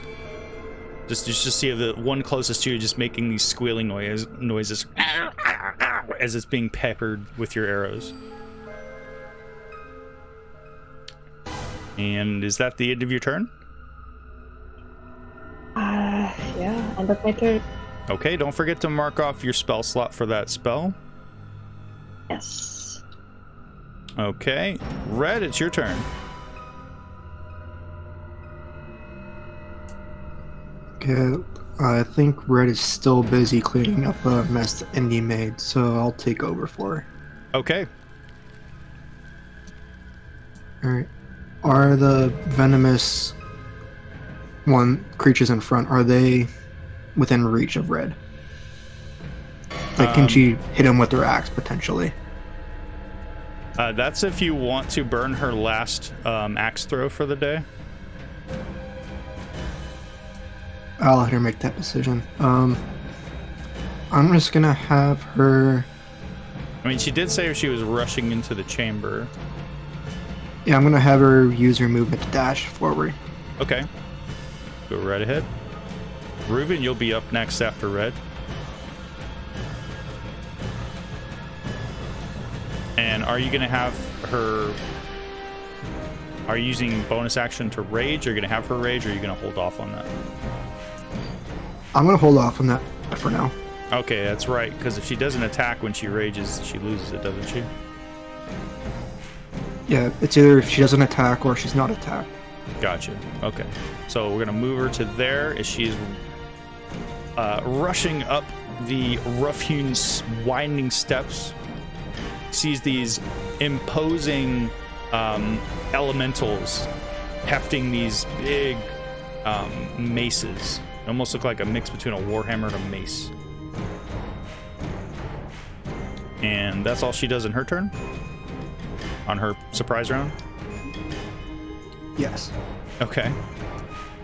The two giant lizard creatures are now, they were looking in the direction of the attack from Lithana, as immediately as soon as the barrage stops, Red, just lightning quick, is just running across the terrain, scrambling towards the monolith, or the nearest attacker. And Reuben, it is your turn, sir.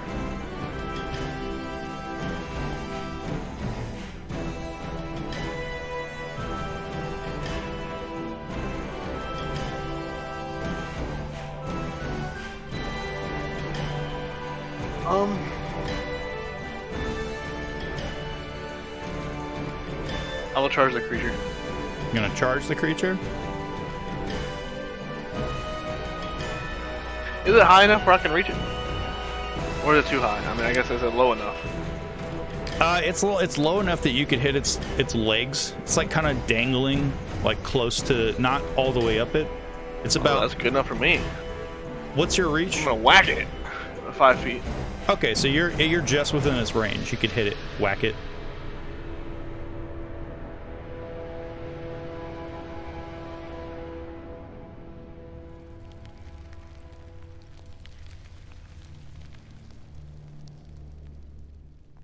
Okay, that's 11 damage to the creature. Or excuse me, 12 damage. Bludgeoning damage to the creature. Yeah, I want my extra point.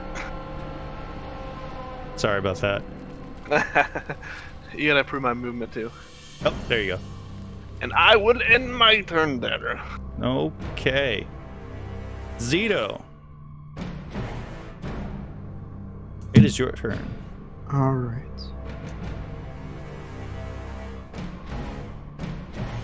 At least the map's working, guys. All right. Zito is going to head 30 feet into the cavern. Okay. Zito, you are seeing something that would normally, like, you'd be at an awe. It's been your sole purpose to study and look after and discover these elemental nodes that you've heard about. Some of them you've seen in a much smaller capacity. This is by far the largest elemental node you have ever seen. It looks like the dawn of a planet being formed. Just mass, rock and liquid. It's constantly shifting between the two states.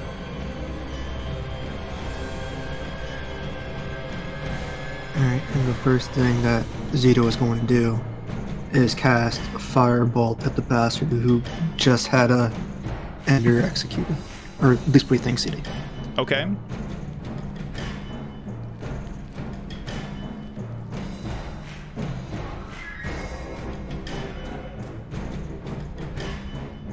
That is a hit. A 26 definitely hits. As you deal 22 fire damage, you catch Vaughn as he still was looking towards the monolith. And when you hit, he is now starting to spin around and look off in the distance in your direction. And he's holding aloft Yarn, that war pick that you saw the picture of. That Giannis asked you to defeat Vaughn and retrieve for him. Alright, and seeing Red recklessly rush into their Donnie back, I'm just gonna cast Sanctuary on her. Okay. And Do you direct Kip to do anything, or was that your bonus action? That was my bonus action. Okay, so Kip won't do anything on this turn? And he'll just defend himself this turn. Okay, so he's just hanging out where he is.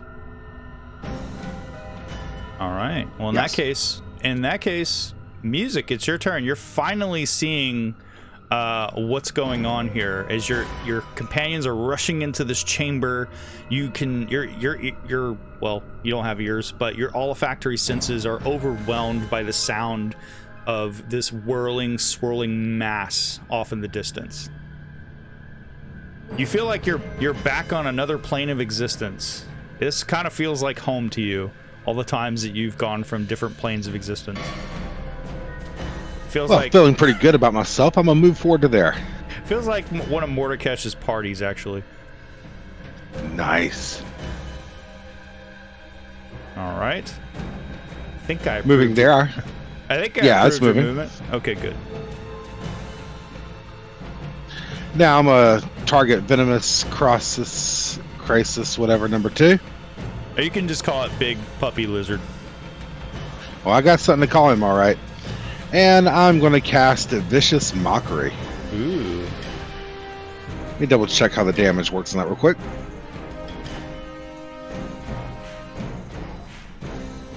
Vicious Mockery.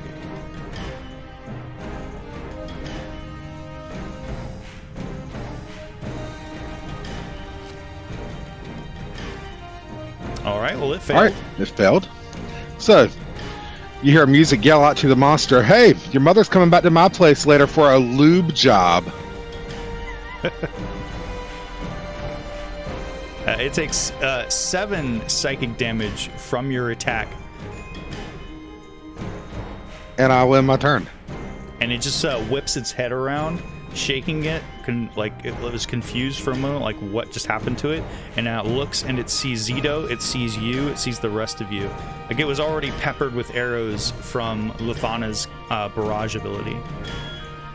All right, that was the sneak attack round, surprise round. Lithana, it's your turn. Alright. Lithana will stealthily try to move to here and kind of peek out behind this column. Okay.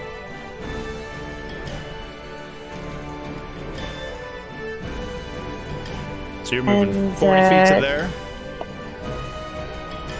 Yes. Gotcha. Curious if she'll be able to see with that view, so there we go. Okay. She will back up a little bit,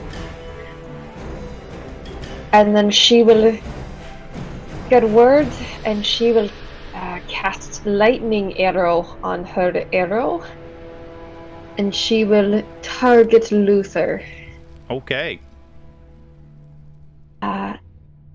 This one's pretty self-explanatory. It's 4d8 lightning damage if it hits, half if it doesn't, and anyone within 10 Before you do that, you need to untarget all the other things. Yeah. So I'm helping you out. Let's see. Make sure I got them untargeted. I'm not sure if I do or not. Whoops. There we go. I cleared it. Now you can target him. Sorry. So you have first you roll to hit, and then if you hit, then he has to pass his dex save, correct? Correct. And anyone else within 10 feet also will take 2d8 damage. Oh, okay. So it's like a that should hit the two guys. Yeah, Shock Trooper 1 and 2. You should be able to hit both of them. So after you roll that attack, let's see. So hit cast? No, you got to roll an attack. Okay, just a regular attack.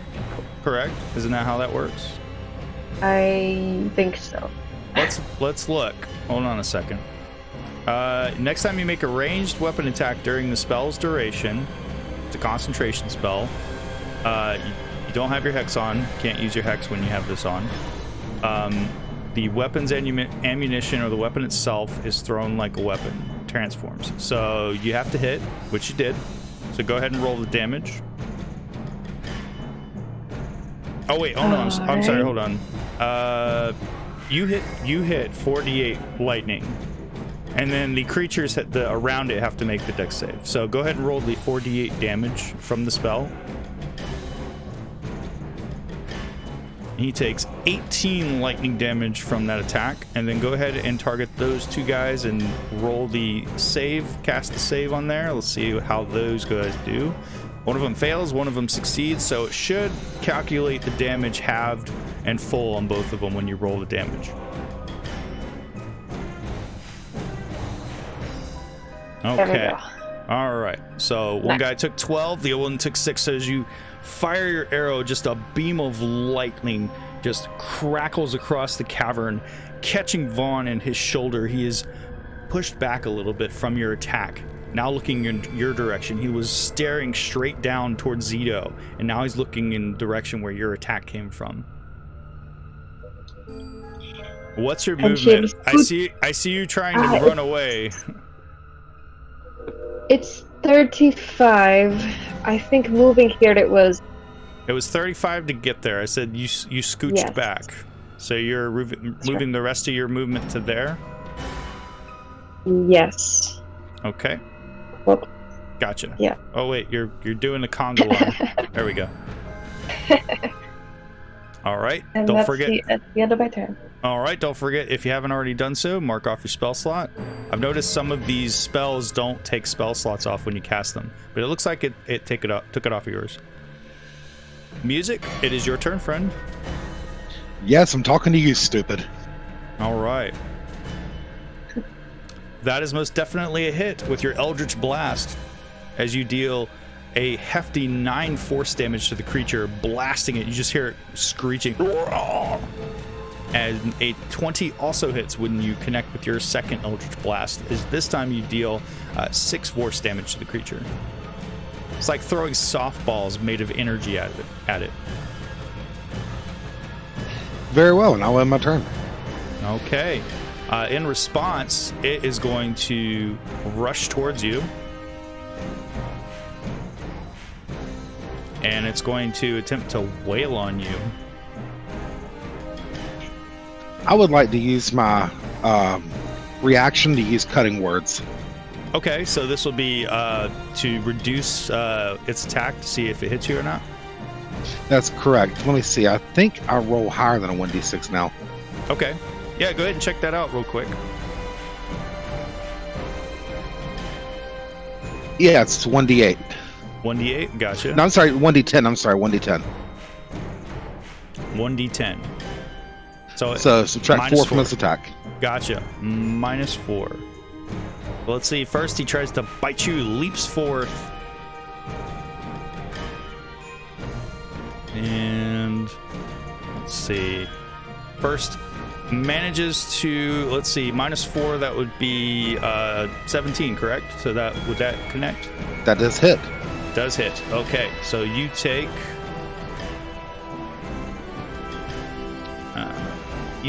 16 piercing damage, reduced down to 1 as it crunches into your armored body.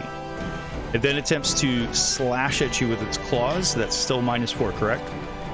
I don't know if it applies to all the attacks or not. I think just one. Okay. You want to take a look at that real quick? Let me double check.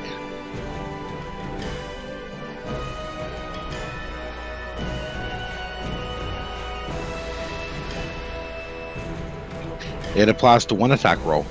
Gotcha. Okay, we'll see if it connects with its second attack, which is a miss. As you watch as it's slashing at you, it looks like something is emitting from a gland and just pumping out of the palm of its hand as it's trying to connect. You have a feeling it was going to, if it connected with its claw attack, get you with something. You're not sure what. Like this viscous, bilious substance is coming out of a gland and pumping into its hand and dripping off of its claws. Pretty sure I'm immune to stuff like that. Yeah, but it doesn't know that. It's gonna find out the hard way. Yeah, that's true. All right, that's all it can do on its turn. Let's see. It is Luther's turn. Let's see.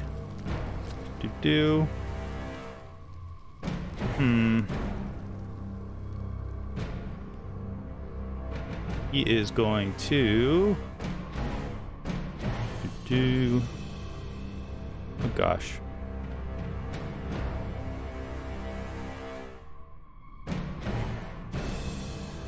So much to do.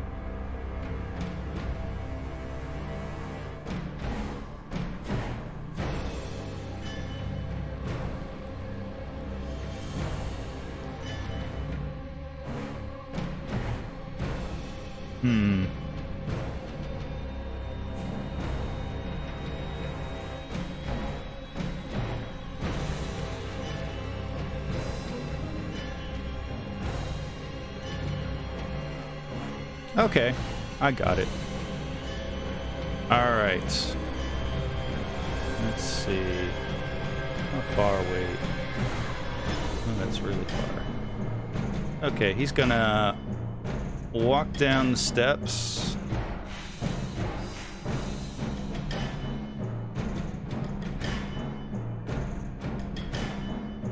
Let's see.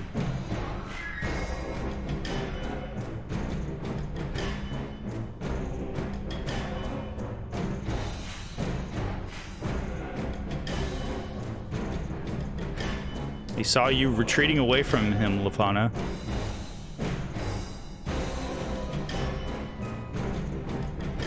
Meteor swarm. Oh, nothing to see here. Okay. So I need you to make a wisdom save.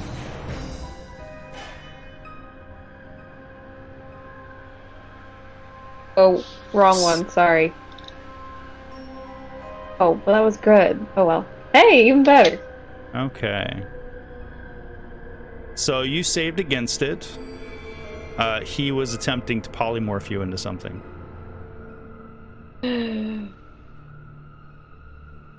So he just sort of you could tell that he's angry. He pointed off in the distance towards you with his free hand, the one not holding the pickaxe.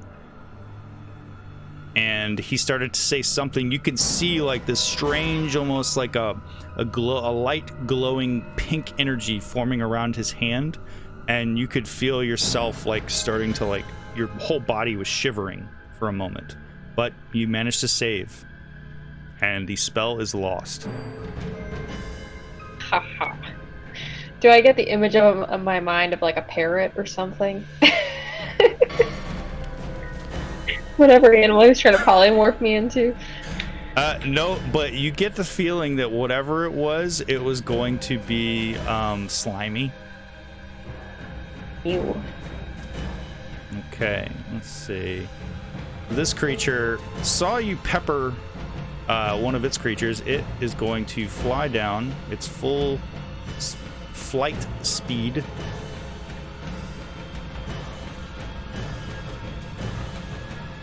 And lands right next to you. And this creature is going to now attempt to attack you with its bite and its claws. As you hear something land behind you. Its jaws clamping shut, missing. And then takes a swipe. You just have a moment to like just sort of move backwards a few inches just before the claws were about to connect. And Zito, it is your turn. Alright, Zio is to go up and stand near Red. Let's see how farther he can go. Okay. He's gonna go right there.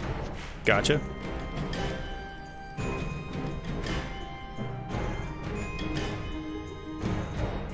Let me double check the range on the spell.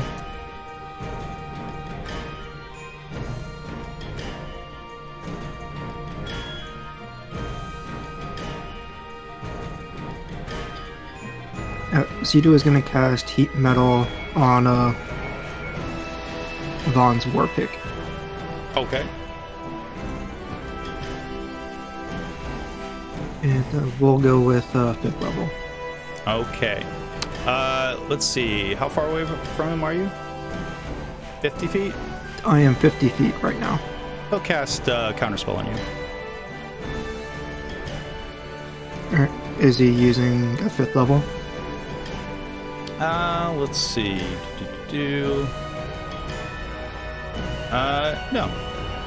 He will use a 6th level slot, so he still has to roll, correct?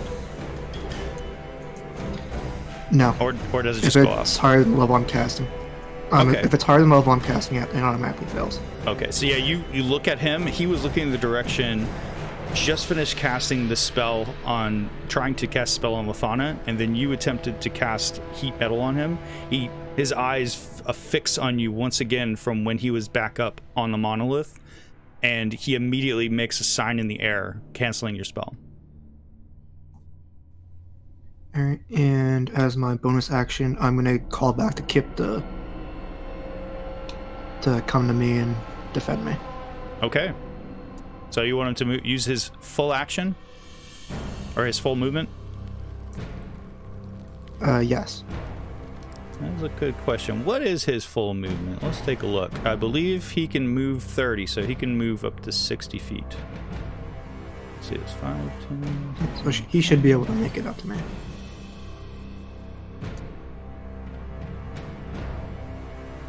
Yeah, so like... And right this there? should be happening on his turn.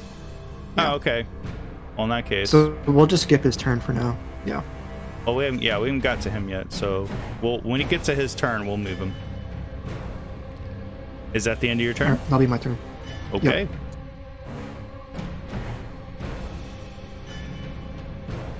All right.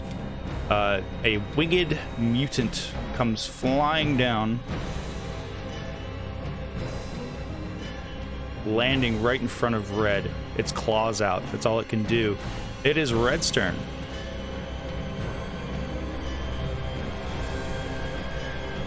What would Red like to do? Is going to...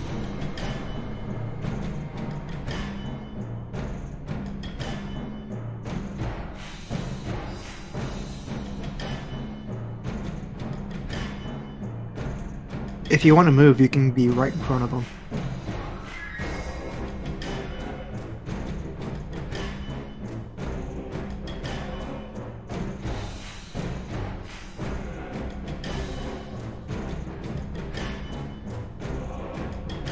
So Red, currently there is a winding pathway leading to where Vaughn is.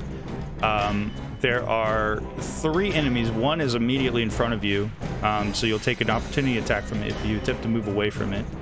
There's also a few other creatures that are in the way, so you could take like a winding path around them if you wanted to not take opportunity attacks.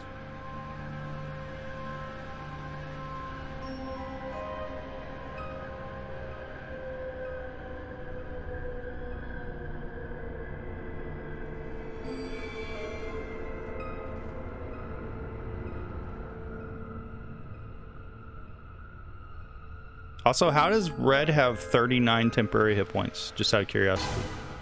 And Zito has 40.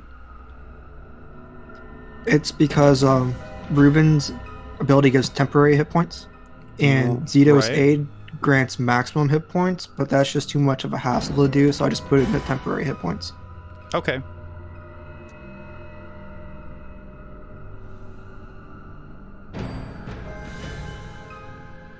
Red will just take the fastest path through the enemies to Vaughn and risk the opportunity attacks with Sanctuary.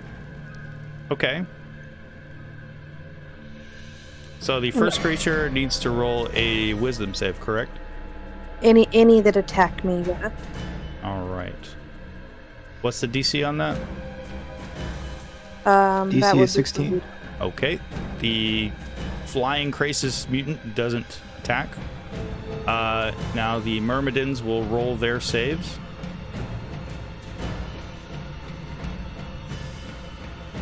The first one does not connect, and the second one rolls a natural 1. As you pound the pavement of this cavern, rushing towards the Biomancer.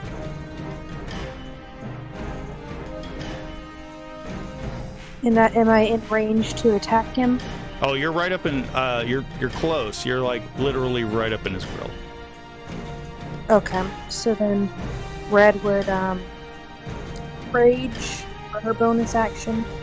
Okay, I'll turn your rage on. You are now raging. Wing at him twice normally. Gotcha.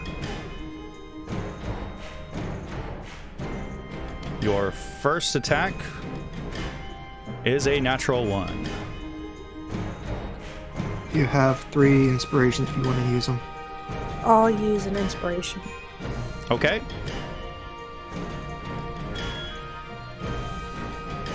That is also a natural 1.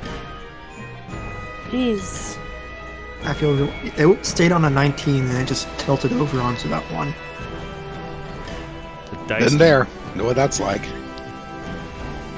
the dice are being mean now. Being mean. Can I use another inspiration? Is that allowed? I don't know. No, unfortunately, you only get to use 1 inspiration per turn. Okay. So I'll just go for my second attack then. Go for it. That's a hit. He uses reaction to counterspell, so he can't use another reaction, unfortunately. That's 21 slashing magical damage. And that'll be my turn.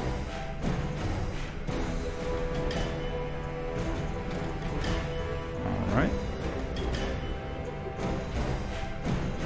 And on the Earth Myrmidon 1's turn, try to say that 3 times fast.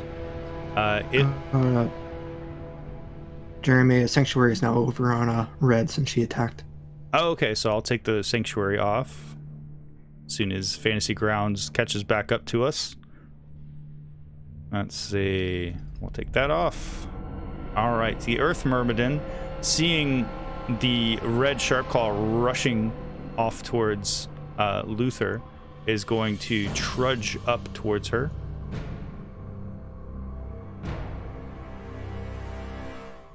And you just feel this imposing creature breathing on your neck. Let's see.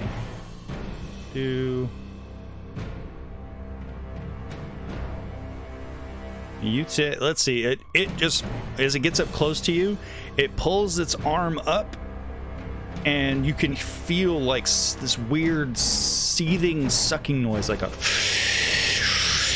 And elements are like collecting around it as it attempts to whack you with its maw.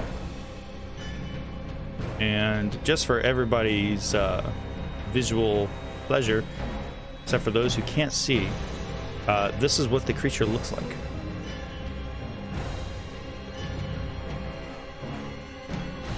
I want my next character to look just like that. Okay. And it will attempt to whack-a-mole you. It's got to connect. And then we'll see what happens. That's a miss. You have a feeling that would have hurt. It then will attempt to whack you again. This time it connects as it deals 14 magical bludgeoning damage reduced down to 0. And that's its turn. Crisis number 1, it drops down from it sort of just clambers down. Now looking at you, Reuven, it starts to move around a bit until you're right up in its grill, and then it dives forward with its slashing claw attack.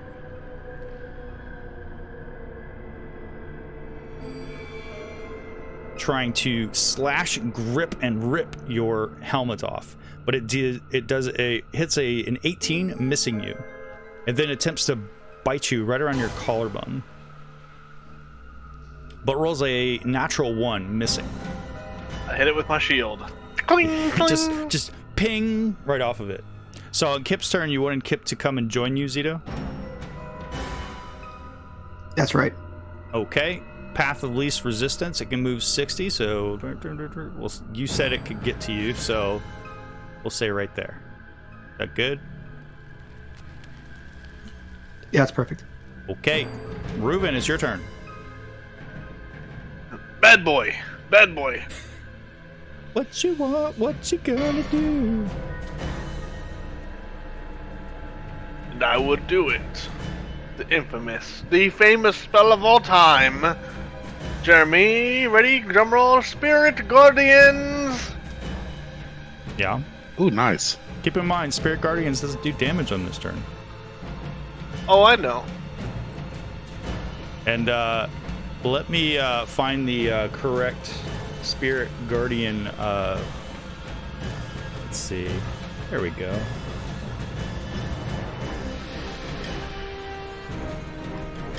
I'll give you your token. How big is that? 30 feet or 20 feet? Oh, hold on. I think I hit it 3, 4, 5 times. It like glitched out. Remove only one effect, one Spirit Guardian effect on me. What the hell? Yeah, there's like 4 of them on you.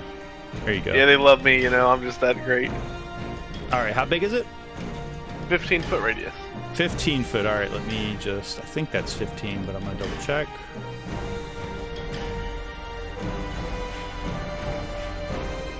Needs to be a little bigger. There you go.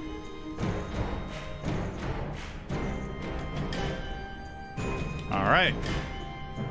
So you'll be rolling for the creatures that within your bubble. And is that the end of your turn? Yes. Alright. On Shock Trooper number 1's turn, it is going to rush down to defend its master. Using its aggressive attack, it will attempt to whack you with its Morning Star, Red. You've dealt with these guys before. They're pushovers. Alright, so he'll try to whack-a-mole you. But he will miss with his first attack. And miss with his second attack.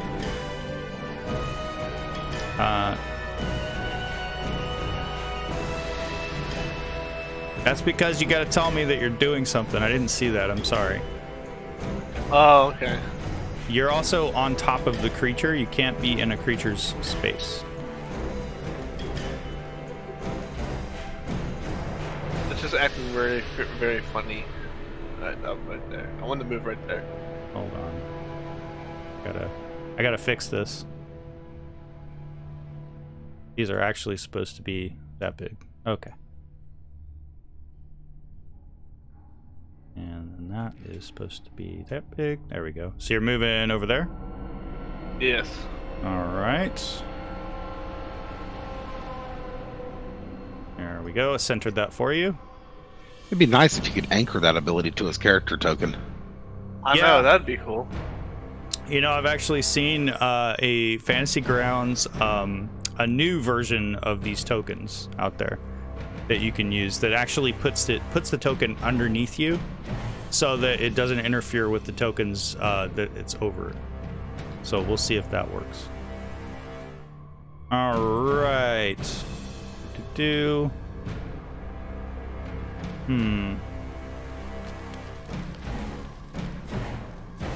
Who is within range?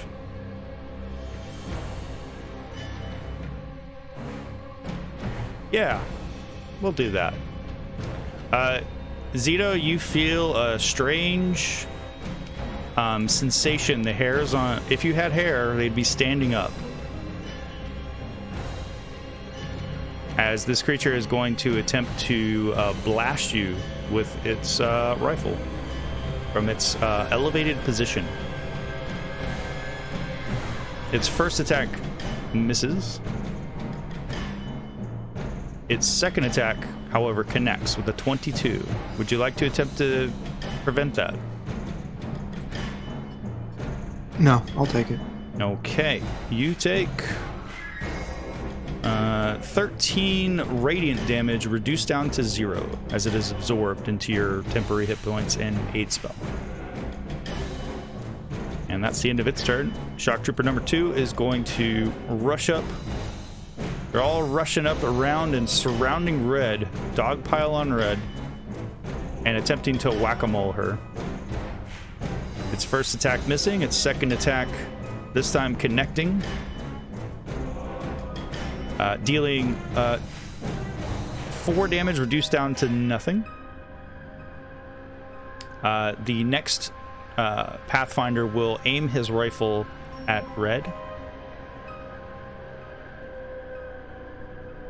And he connects, dealing 16 radiant damage reduced down to nothing. And then attempts to fire once again. This time missing.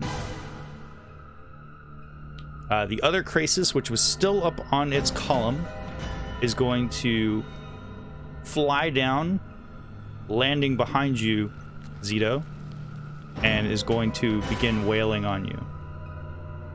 Or at least attempt to. First trying to slash you with its claws. Missing, and then attempting to bite you. But also missing. The other one that was on the top of the column now skip jumps and flies down and lands right in front of you, Lithana. And it will also attempt to slash and claw you like the other one did to Zito. Or at least attempted to. Its first attack missing with a 16. Its second also missing. On Earth Myrmidon 2 turn, it is going to trudge down the battlefield.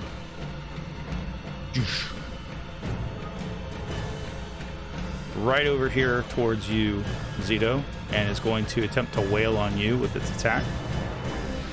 Its first attack, as it whack-a-moles you, is a natural 1.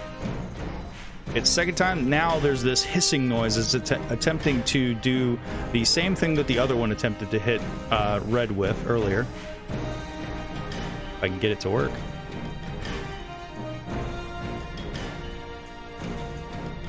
And now Fantasy Grounds doesn't want to work. Thanks, Fantasy Grounds. Okay. There we go. 20 hits. Would you like to attempt to prevent that? Yes, I'll cast shield. You're going to cast shield? Okay. What's that bring your AC up to? 22. Gotcha. All right, so that one misses. It was a very heavy hit, and when it hits your shield, there's this brilliant flash of light, much brighter than what normally happens when you cast shield.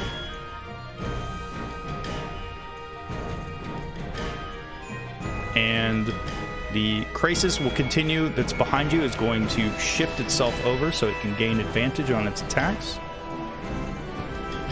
And will attempt to whack-a-mole you, but misses because I think your shield is still active. It should drop, shouldn't it? No, it lasts for a round until he started my next turn. Oh, okay. All right. Well, it missed with both of its attacks. The whack-a-mole dogpile over on Red is continuing, but this one just can't hit for nothing. And Lithana, it's your turn. You're currently surrounded.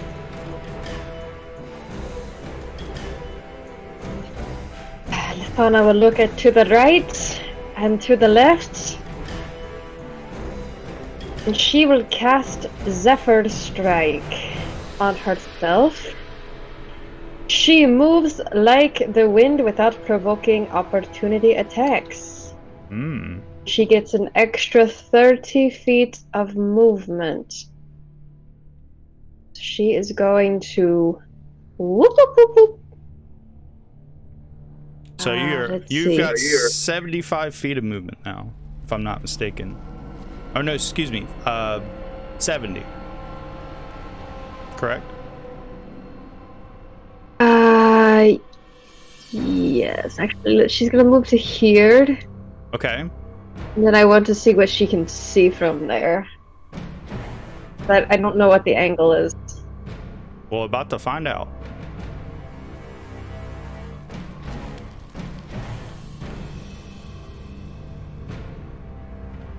All right. As you stop your movement, you can see that there is a low wall on this rail car, and you can just see boxes and crates and all sorts of equipment that's laid out on this thing. There's nothing attached to it on the other end. It's just alone by itself.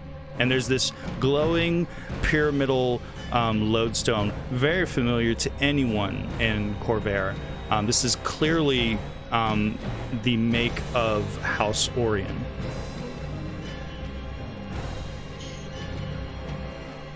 Does it look like there's anywhere where she can hide?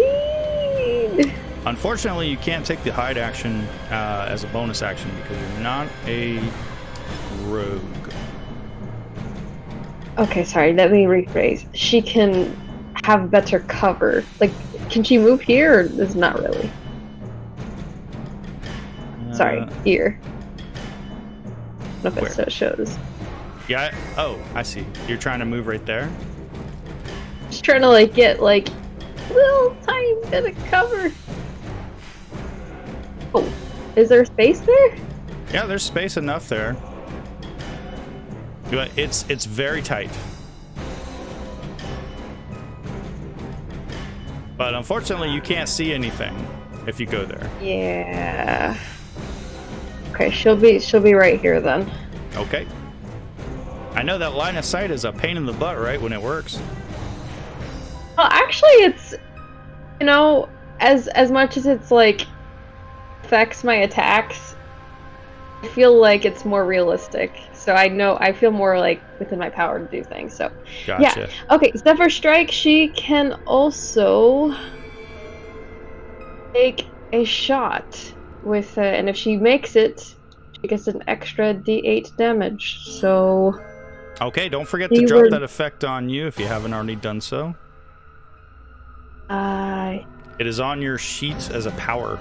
There's an effect that you can drop on yourself. Okay. There we go.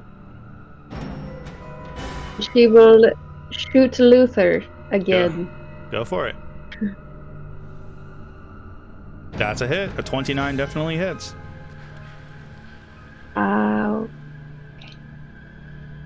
And that's 10 magical piercing damage to Luther as you peg him in the side of his body. It just disappears into the robes that he's wearing over his armor. She will slink back. That's the end of her turn. Okay. And music, you are up, sir. All right, I'm gonna look over to Reuven. Reuven, our friends got caught out in the open or getting dogpiled. We're gonna need to break away from these guys quick. I got an idea. Okay, what would you like to do, music, on your turn? Well, I'm trying to target another monster also, but apparently Fantasy Grounds takes exception to me targeting more than one monster right now. That's weird. You know what it is? It's because of the token. You know what? I'm just going to get rid of the fancy token. If Derek, if you just want to draw a 15-foot circle. Okay. Sorry about that. We'll see about getting the regular tokens.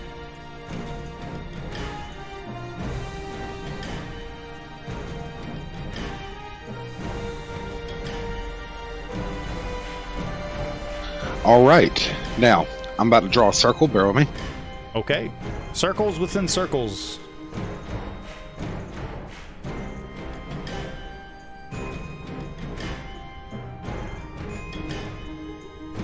There's my circle right there. All right. I'll be casting Flame Strike. Gotcha. This time, it's personal. All right, that's a failure on crisis number 1. The other crisis passed and takes half damage, so one took 23, the other one took 11 damage.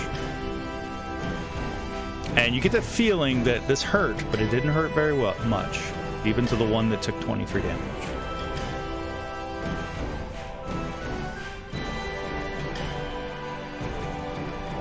All right, I'm in my turn. Okay. Go ahead and roll, Reuven, for crisis number 1. Since it starts its turn in your area of effect spell, which I love so much. Guys, I really love this spell. You have no idea. It didn't go. It just put your DC in the chat. Yeah, I don't. You gotta hit the cast button, buddy. There we go. Okay, it fails. And it takes, oh, well, you didn't target it for some reason. I thought I was targeted. Here, I'll just drop it manually on it. How about that? There we go. Yeah, I don't know why I did that. So, these, what do your spiritual guardians look like? Little dragons. Little Swords. dragons. So these little dragons carrying swords are now slashing up this creature and whipping around it in a cloud. And in response, the creature is going to attempt to slash at you with its claws. Like fairy dragons. Misses you.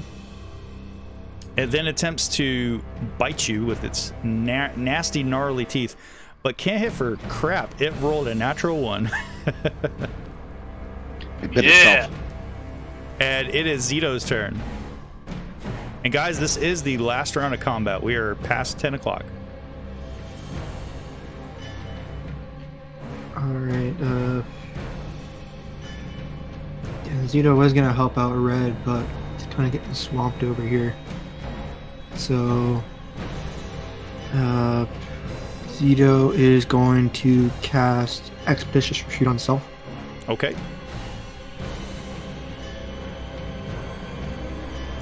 And he will disengage and run behind the column towards his north. So Expeditious Retreat is a bonus action? Yes, it is. Gotcha. Okay, so you rush away from the threat, going towards the column.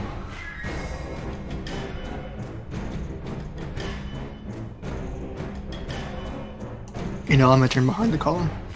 Okay. And Red, it is your turn. If that's all you do on your turn, Zito. You are currently surrounded on all sides by a biomancer, a giant earth elemental, and 2 soldiers from the shogunate. And Vaughn moved away? Oh no, he's right in front of you. Okay, so I will attack him again normally twice with Azure Edge. Okay.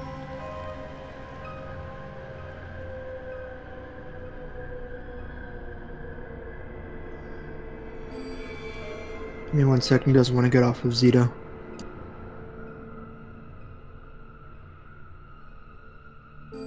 As Red plays whack-a-mole with the evil biomancer.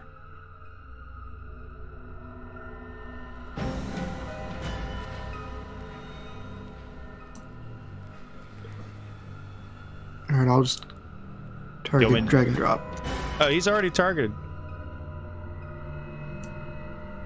Wait, Red's already targeting her? Yeah, Red's already targeting him, yeah. Oh my gosh, that's a critical hit. Yay. And that's 31 critical magical slashing damage to Luther. He just takes it from you. And then I'll swing second time. Okay. That's a 28 to hit. As you deal 15 magical slashing damage to the biomancer. He is looking hurt. And that's my turn. Okay. On Crisis number 2's turn, it's going to again continue. Oh wait, before I do anything, it misses. Go ahead and roll the save for it, Ruben. For Crisis 2, make sure you get just Crisis 2.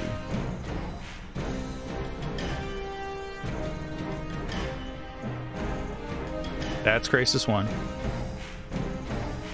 But I'll take the failure. Just make sure you drag and drop the damage onto Crisis 2. Just give me a second, sorry. No worries. I thought I untargeted him and targeted the other one. That's okay. They're similar names, you know. It's all right. They even look alike. Just for ha-has and to speed things up, I'll go ahead and try to do my attack on you. And roll another natural 1.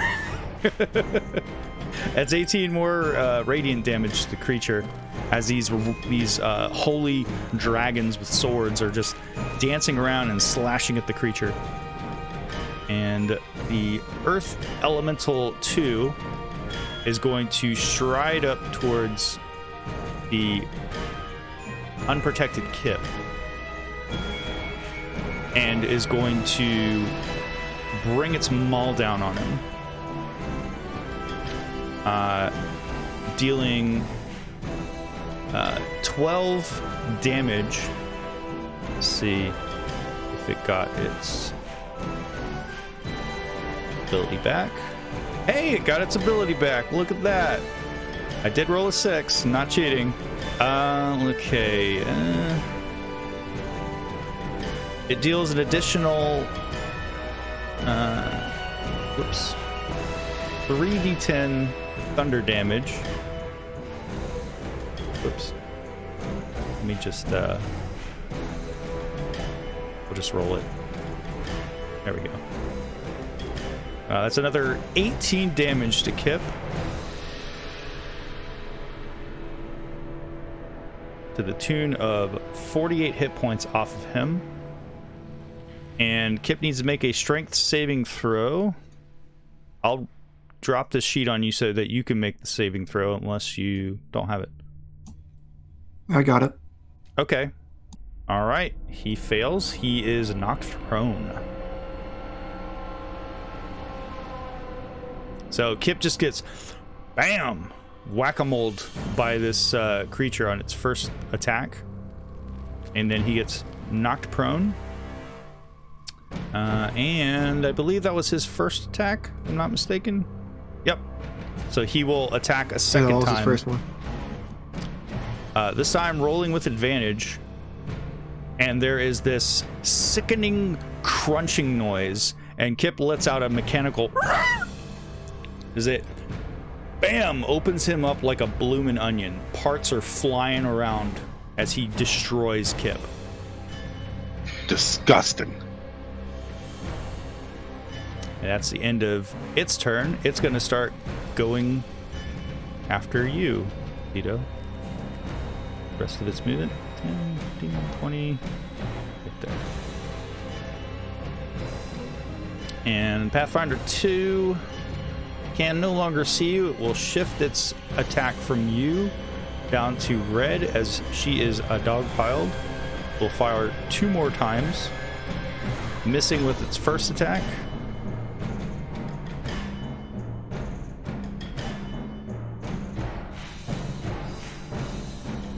Poor Kip. Pour one out for Kip, guys.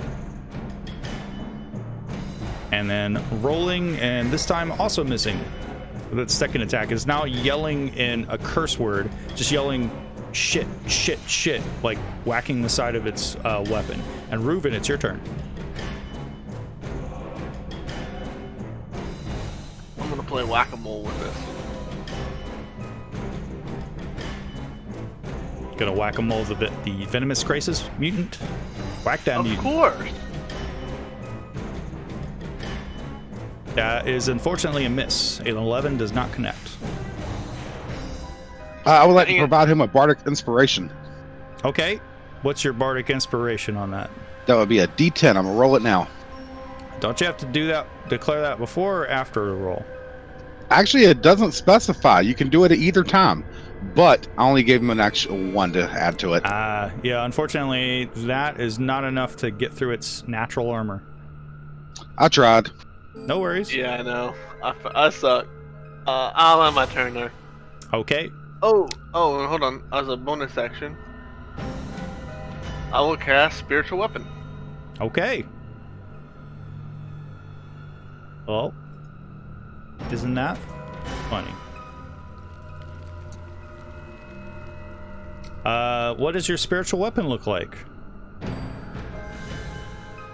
It is a giant sword.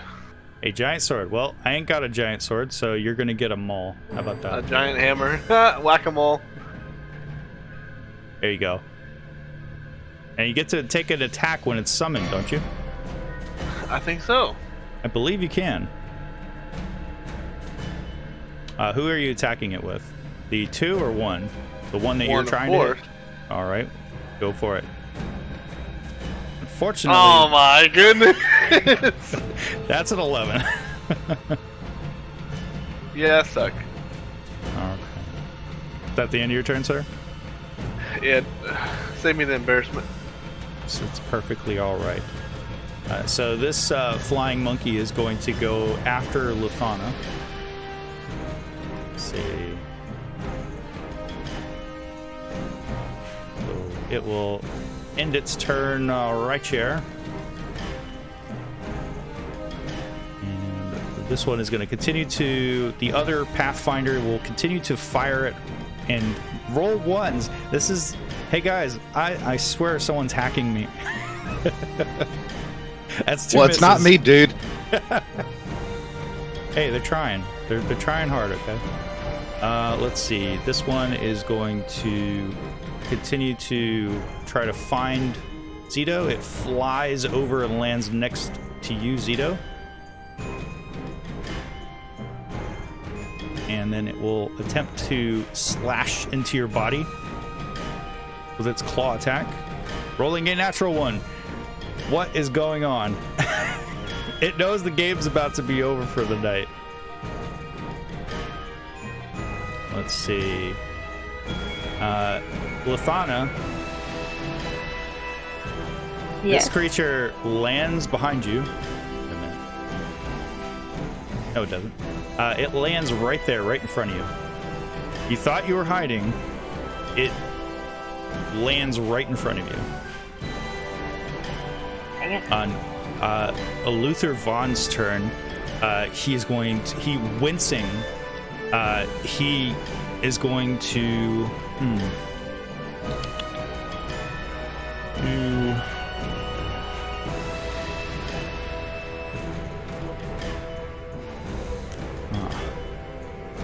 He's going to attempt. He's gonna. He wants to try something. He's gonna attempt to break from you, Red.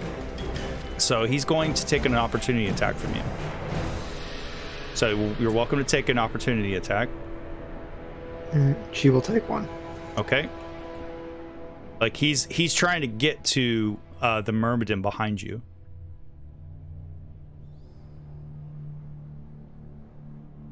That's a hit. As you deal 14 damage, he calls it and he rushes over and reaches out and touches the Myrmidon. And you watch as the Myrmidon suddenly grows several sizes bigger.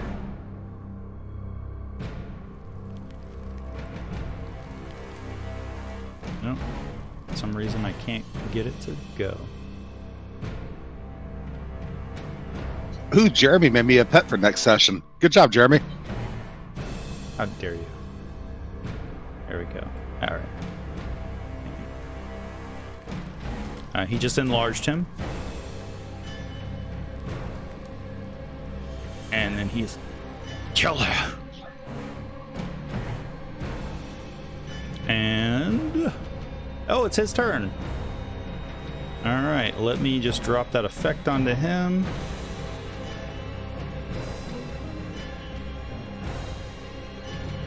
Boom. Okay. And he is going to continue to... let's see if he gets his attack back. Nope, he did not. He rolled a 3. He will whack twice with his maul, attempting to whack you. His first attack misses. And his second attack also misses. Didn't do squat. On Shock Trooper number 2's turn, the guy's gonna just do what he keeps doing, which is trying to whack you. He misses, and these guys are just—they're not doing well. Hey, he actually connected, guys. Oh no, my Song of Impotence wore off. That's 7 damage reduced down to nothing. And so after that attack connects to you, Red, you hear this thunderous roaring noise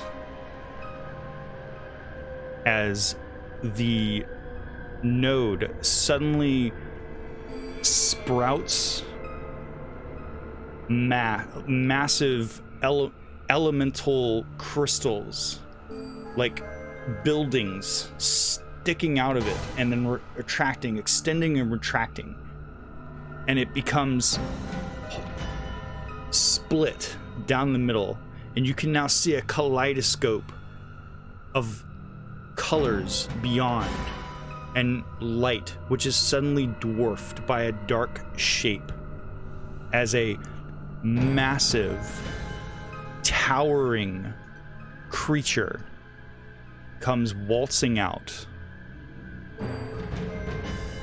50 foot tall, filling this chamber, roaring.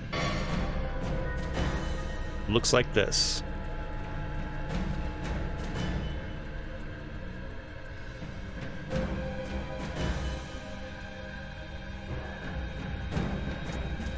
Pigeons and all. Pigeons and all. I like that. Never mind, Jeremy. That's what I want my next character to look like. The creature emerges from the node, down on one knee, pounding its fist in the ground, roaring a challenge to all within the cavern that can hear it. Tremble and shake with dread. Jabal al-Mat has come. And that's where we're going to end for tonight.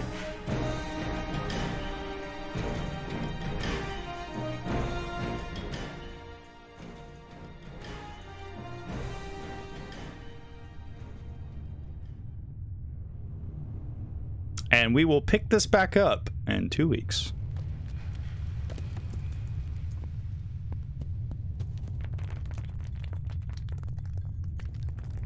That's funny. I shared the image. You can't even see its head. Ha!